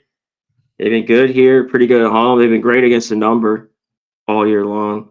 10-4, 10-4, 10-6 record too, as well. And Murray State's been a team. When you look at their team to back, especially a road team, I want to see how they played on the road. They've been pretty good, Jose. 3-3. So I think they have a shot in this game. Similar type teams too when you kind of go through everything. So this one's tough. Tough one. Should be a good basketball game, but I'd lean UIC here at home. Especially anything under 3. I think's all right. I just wouldn't want to lay more than that with them. Could be tough. I'm gonna They're look at a loss to Bradley too, but good wins like the home win with Drake, and they went on the road, played teams that aren't as good like Seattle and stuff, but took care of business on that little stretch as well. So yeah, we're gonna move on. Yeah, I'm gonna move on. Chicago here, Illinois, Chicago minus 2.5 here, minus 110 for me. Let's keep it rolling here. We've got a few games left with our guy Conor Mac Picks, and they are all very interesting in their own rights. Purdue going all the way across the country. Oh, I guess it's halfway since they're in the middle, but they go to Come on, get it together, Jose. Yeah, no, I'm sorry. My geography just not together right now. They're going halfway across the country to Washington here to Spokane, I think. Going 7.5. Oh, where is this? Is that Washington State? It's just no. God, see, it's Gonzaga, Spokane. This is outside of Seattle, Washington, University of Washington. See, there's my geography skills just lacking. Pullman is Washington State too. Get it together. Yeah, I know. I'm just naming random Washington towns now. You'll hit one though. Yeah, you're naming them. The Huskies are 1-5 in conference, and let's all remind each other collectively, because I know this is the first year of it. Washington is indeed in the Big Ten. It's not a Pac-12 outlet anymore. Big Ten, they're at the bottom of the Big Ten. But I always want to, put a flag up for these teams going across the country or halfway across the country for the first time on these road stands against Washington, against these West Coast teams. Purdue last 5 undefeated. They crush Nebraska. They beat Rutgers at Rutgers by 18, which is impressive because Rutgers, we all know, much better at home as well. And Washington loses at Michigan State, and loses to a good Illinois team by a few points there. So I was interested in Washington here, Connor. I'm not going to lie. Market in these last few games, let's scroll all the way to the bottom here. 79% of the bets, 67% of the money on Purdue here. And it does not seem like we've moved all that much. 7.5 opener is still there at 7.5. I'm kind of putting Purdue on upset alert here, Connor. I'm not going to lie. I know Washington might be sucky, but I do like Washington here. What do you think? They've been better at home, walking off 3 straight losses. This game, though, seems a lot similar to what it was, 15 days ago. You know, Maryland, the win, and then the 4-point loss to Illinois, 81-77. They go on the road. It's just going to be tough for them. You know, they go to Michigan State, just get their ass kicked. Purdue's been hit and miss on the road, 2-2. A couple blowouts, a couple good wins. Rutgers and Minnesota.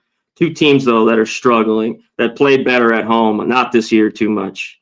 Minnesota at the barn and Rutgers at the rack. It's not been as easy as it's been in the last few years with them at home. I'm looking at Washington too here. Purdue, Jose, in that game they beat Rutgers at Rutgers. Rutgers was dealing with their own stuff, but like they win a game that big where they shoot the 3, not very good. They only go 8 from 16 from the line. They did shoot 50%, but that last game where they just killed Nebraska at home, they shot 63%. It's just crazy. They went 19 of 33 from 3, just raining threes. They're still pretty good from deep. Inside, of course, with some of the guys now, maybe not, but they're still a decent rebounding team. And Washington can struggle defensively. So, but the shots aren't going here because I think the game's going to have a little bit more pace. It's going to be in the 70s. I'm leaning their way as well. I think that they can hang around this Husky team. This is like the only spot I really want to back them because they've just been a fade. I don't know if they win too many road games here in the Big Ten. Those Washington. Yeah, I agree with you there. I feel that way about a lot about the West Coast teams. Connor, right?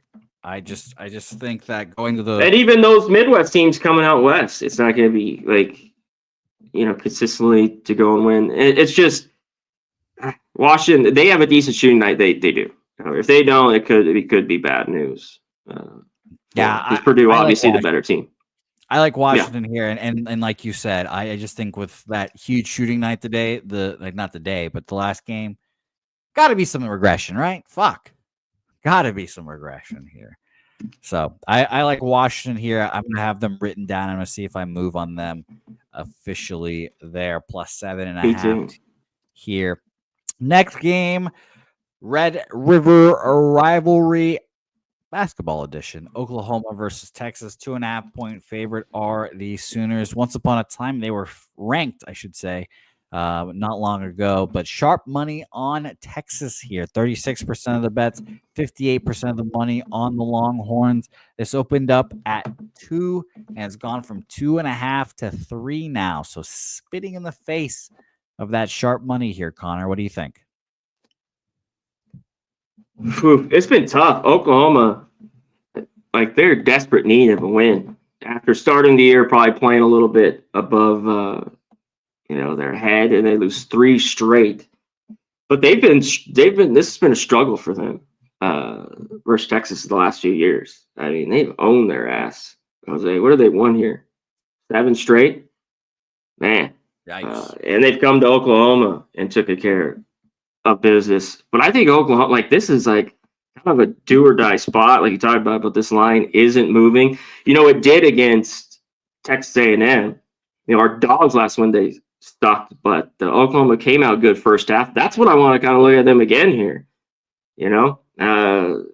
This is kind of a game they desperately need a home win, but Texas has just been out of their struggle. They've just struggled against them consistently. And Texas, I think, playing a little bit better as of late. This should be really good. But I was looking at Oklahoma. I don't know if I want them full game, but I was looking at them just basically to win the first half here in this game. It's going to be a tight one. I should say the line indicates it should be a tight one. You know, finally got an under. Yeah. Because Oklahoma had going crazy over, I think, like 7 or 8 straight. Yeah, someone just put over. Good coach too. Yeah. So I like the look here. Oklahoma looking at first half here. See what Connor moves. What is this? What's the first half? Just 1? Did we get a money line here? I'll double check. 1.5. Jesus. Oh, Yeah. I thought it was gonna be like a half or a 1. Yeah. Yeah, that's what I was hoping for. But yeah. Okay. Very interesting. Let's go to the last game on our slate, Connor, and let's go to your backyard. The UNLV Running Rebs versus Utah State, the ranked Utah State here as well. So very interesting in that aspect. My first question is, Connor, is the Thomas and Mack Center going to be packed? Is that going to be jumping tonight? No. No. They're not. They're not playing good basketball. I mean, it should be a decent crowd though for a Utah State team that's 16-1. Yeah, 6-0. It should be all right. But it's a big building, Jose. Yeah. Okay. Well, that's where they have the. Is that where they have summer league as well? Yeah. That makes sense. That makes sense. Last 2 games they've lost UNLV, and they've not been close. 84-62 and 81-59 at Colorado State and at Boise. So it must be. I'm sure it's very helpful for them to come back to the Thomas and Mack Center, but I guess I was hoping there would be a little bit of an atmosphere for the UNLV Rebels. Maybe we can come in and upset a 6-0 in conference Utah State Aggie squad here, but your confidence does not seem like you're not indicating you're going to be on the UNLV Running Rebs here today, Connor. Well, I looked at them a ton. UNLV and this year hasn't played anybody except Memphis here. That was their second game of the year at home, and they were winning that game early on. They lost 80-74. That spread was only 1-2.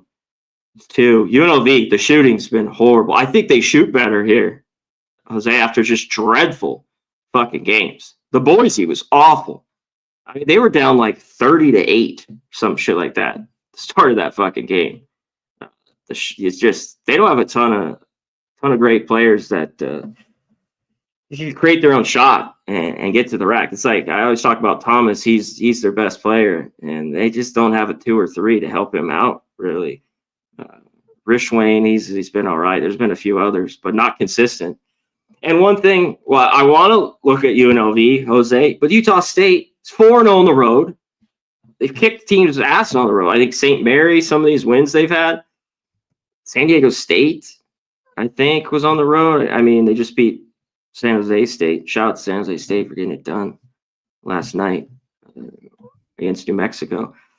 And even here, the last 2 years, they've really beat up the Rebels. Last year was not good either. They got their ass kicked. They did play one close game. I can't look their way. I want to be on UNLV here because I think they play. You know what I want, but is what UNLV team do we get? If they're not hitting shots, this game goes way under. I want this under. But it's seeming like they're going to shoot better tonight, and this game's going to be higher scoring. All of a sudden, Utah State, the last 3 have all gone over. 160 with Fresno, 1 and 2 148s. Basically where this number's at now. Because UNLV, when they're playing better, they got to keep this game a little bit lower scoring. But I don't know if I can get there. UNLV, by the way, what are they on? 5 straight overs, too, after being a pretty good under team. They're 3-8 to the under. Now they're 8-8. All of a sudden. So, because I was looking at that as well. I thought, man, let's get on this under. But going through it, I don't know if I can get there. Okay. I'm not going to move on this game either here, Connor. It's not easy to go in the MAC and win. I just and Rebels like that only loss is Memphis, but they played, it's just shit teams. Fresno, All these teams they play at home: Riverside, Pacific. Yeah. Connor, do you happen to know who the only team is to beat Utah State this year? Yeah, I just had it pulled up. Who was it? I'll tell you right now. San Diego, UC San Diego. Of all the UC San Diego is good. Yeah. So that's a good note to have right there in conference season, guys. UC San Diego taking down the only team to beat this Utah State squad so far. Now, of course, it was a close game, but shout out to them. Very impressive as well. All right, Connor, let's recap here our action here. I have officially here 2 bets. I'm going to look at Washington really hard, and I'm going to see if I move on that later. But officially for me, Kansas State, Iowa State under 144 minus 120, and UIC minus 2.5 minus 110 for me. 2 official plays there, Connor. What about you? Yeah, we took it under 144. I kind of look at Kansas team total, but just give me the under full game because we got 144 minus 110 Kansas, Iowa State, and South Florida here. I mean, look, 3.5. I think the best juice is minus 108. Yeah, give me that. All right, beautiful. South Florida plus 3.5 minus 108, and I'll let you know. Like Oklahoma first half might be a move for me. Or even this UNLV game. So I'll let you know if I move on 1 or 2 more. But those 2. Yep. Well, thank you very much there, Connor. Thanks for making that action official there. And by the way, shout out again to our guy Turnsey. It is Turnsy's birthday today. Happy hell yeah! 3rd birthday to Turnsey. Connor, I would like to ask you, have a birthday pick for our guy Turnsey. Is there a play that is sticking out to you that you'd like to make that official for Turnsey, our guy? Again, happy 33rd birthday to you, my guy Turnsey. No. Tell him to play them both. We're going 2-0. There you go, Turnsey. That's funny there. Connor, if you can still get 3.5, take the 3.5 with South Florida. But take that under. Kansas, Iowa State, under. Because you can still get 144, so I think that's going to go down more. Turnsey, take them both. Connor, beautiful work. Thank you very much for being my. Does anybody, real quick, before you dip, I know you probably want to get out of here. Any questions on a couple games? I know we got game. Well, I'm trying to, if anyone's got anything. This is a big card. Ask away. Anybody got anything?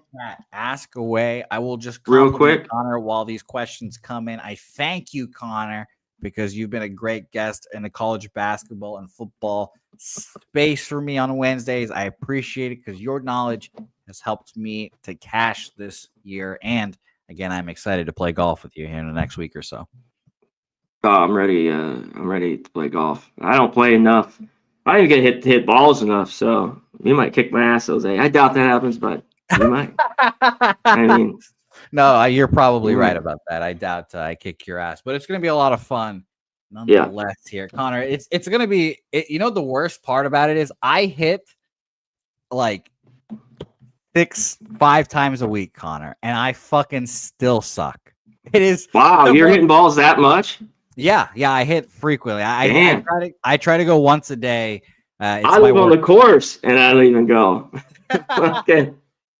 That's hilarious. I've been trying to get out at least once or twice a week and hit a couple balls. All I got to do is walk. I'm just lucky that I live by a simulator thing, and my buddy and I split the membership. So I go frequently. So it's very fun. Shout out to all you guys in the chat. If you guys have questions, let us know here. Resmond asking about Davidson, Connor. Yeah, I had to say that's tough. LaSalle's been more of a spot at home where I've wanted to take them, and it all depends on their kind of shooting. This total's gone up too, basically 3 points. I mean, there's even a couple spots with 150. So I think there is some scoring in that game. That one's tough. It might be short enough for Davidson. Who just put it in there? Spoon. Western Carolina just was on them. They just won at home. I think they're catching 5 points. They won outright. And I think they can win there too. VMI is that bad. I don't think they should be favored. This 2 has gone down to 1.5. I haven't really want to bet them. These are the teams I don't want to take on the road, but they're that much, I think, better than VMI right now, that they could go to VMI and win. So I get it. I like the look. They've been a team I've taken a couple times at home, come through for me. So I get that there. I like it. That, too, is a 6 Eastern, 3 p.m. game. Excellent game. Even drop now. I see a ones even. Pinnacle bookmaker. It's going the right way. Interesting. There's 43% of the bets and 70% of the money on VMI. So, I mean, you got to trust Western Carolina. Some of these bad teams are just bad. That's why, like at home, I've wanted to take them in the dog roll. Look, I was on Mississippi Valley State. They were up by 1.5. This is where you start. Play bad basketball teams sometimes. It's tough. They're up by 1 at halftime. They got blown out. They lost by like 28 points in the second half. I mean, that's sometimes how it goes, and a tale of two halves. But that's why when I play some of these smaller schools, it can be rough. But I'm gonna be safe, Spoon, and I'm gonna join you. I just bet your bet here. Western Carolina plus 2.5. Like our guy Connor's mentioned, it's now 1.5, so that's great. I bought the 2.5. I'm betting it at minus 130. So I'm a pussy, Spoons, but I'm with you nonetheless here. By the way, Connor, VMI, a historic place, Connor, a historic place, because that is Virginia? one of my few wrestling victories happened on the campus of VMI. Wow, one of your one wins. Yeah, whoop that guy's ass. I told my coach I want. What'd you win? 2 and 14.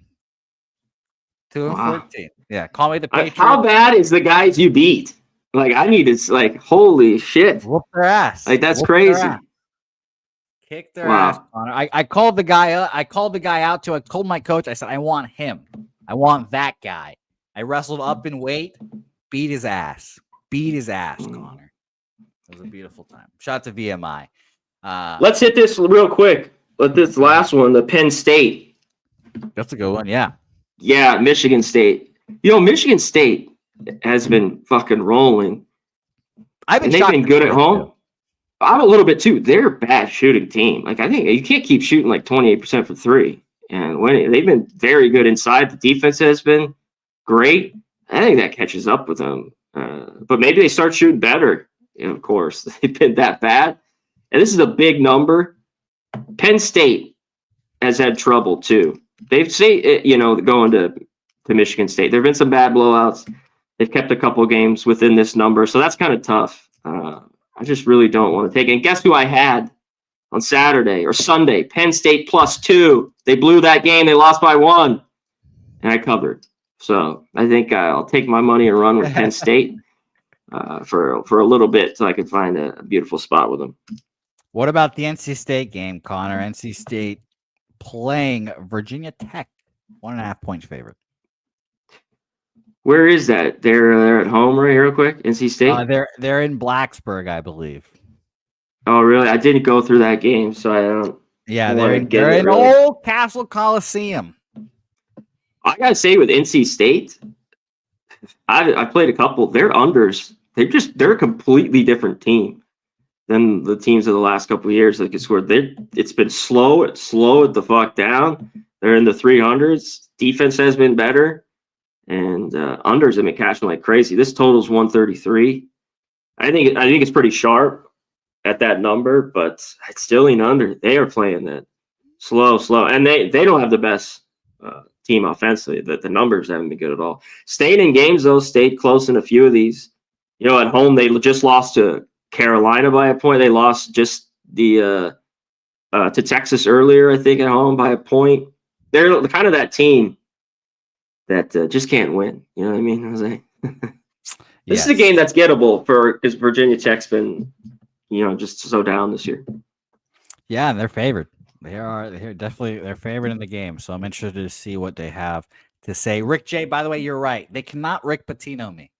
They cannot take away my victories. My victories will be in the pantheon of Virginia That's wrestling. Funny, Ramos. 2 and 14.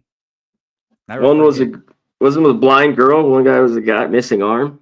Sounds I about right. almost, Connor, I almost had to wrestle a woman and she would have beaten my ass. I got lucky. I got paired up with another person who also kicked my ass that day. But I would have had to wrestle this girl that was serious. She would have whooped my ass, and that would have been a tough one to wear. Glad that didn't happen. So you would have been ridiculed the rest of your fucking life. You know what's nice, Connor? I wouldn't have. If this would have happened, and thank God it didn't. I wouldn't. I would just wouldn't tell anyone now. I'd just be like, yeah, it was don't tell it. Don't ever tell anybody ever. That never. Not a soul. But luckily for me, I avoided her and got my ass kicked by someone else. So shout out to her. Sounds about right. Connor, beautiful work here today. Again, I will see you very soon. You've done great, and we'll see you back here on Pub Sports Radio Airways very soon. Jimmy is taking over on Wednesdays, so good luck. I wish you all the luck in the world. Anything you want to plug before we get you out of here? Shout out to Hitting the Books as always, obviously. As well. Go subscribe and like them. But anything else you want to plug? Yeah, go ahead in the books. Go check out. We'll be on later today for a quick show. We're trying to keep it like 30, 40 minutes. Just kind of whip through some of the bigger games and, hit on a couple for college basketball. Not too long. And, go check out the national championship game. They'll be there all week. Broke it down for about 50 minutes. Went over anything and everything. Someone's put in the chat, I don't have a ton with that. Yeah, Colgate, I think, is a little bit down. There's a couple 2.5s out there. I kind of like Navy when they're at home, catching points. But I didn't go through that a ton. Stanley guy. I didn't go through that a lot. So, sorry. Oh, no worries. But come check out that Hitting the Books. I'll have the rest of these games all gone through and everything. Well, beautiful. 5 Eastern. 5 Eastern.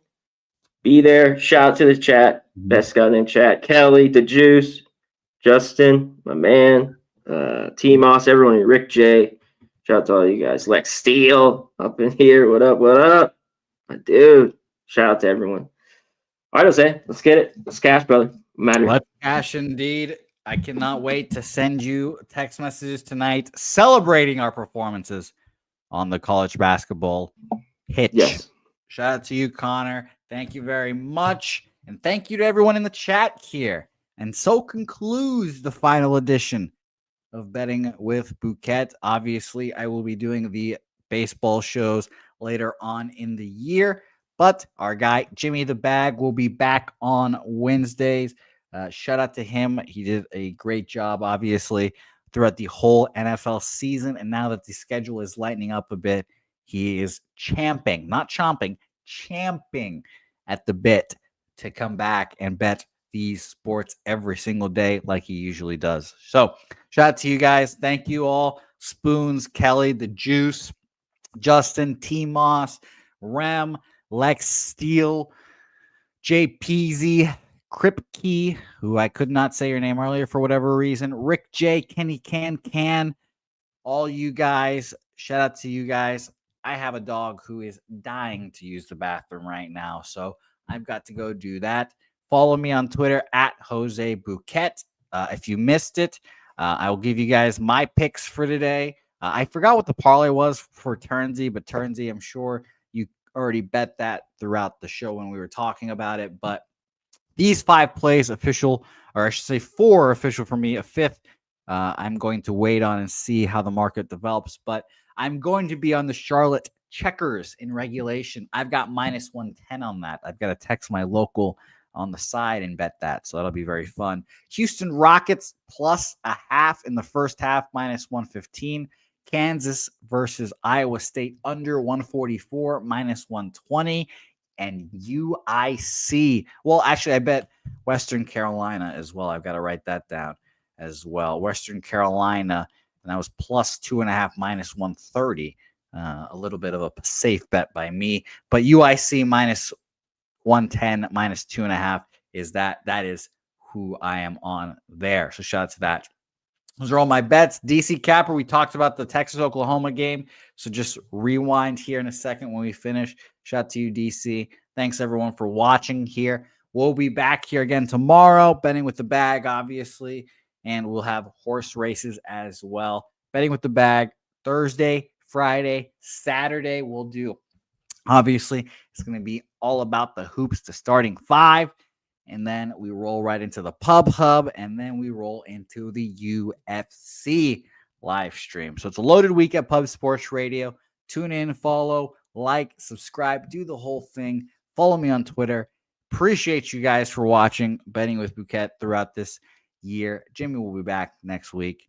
Till then, say hey, and we'll see you guys next time.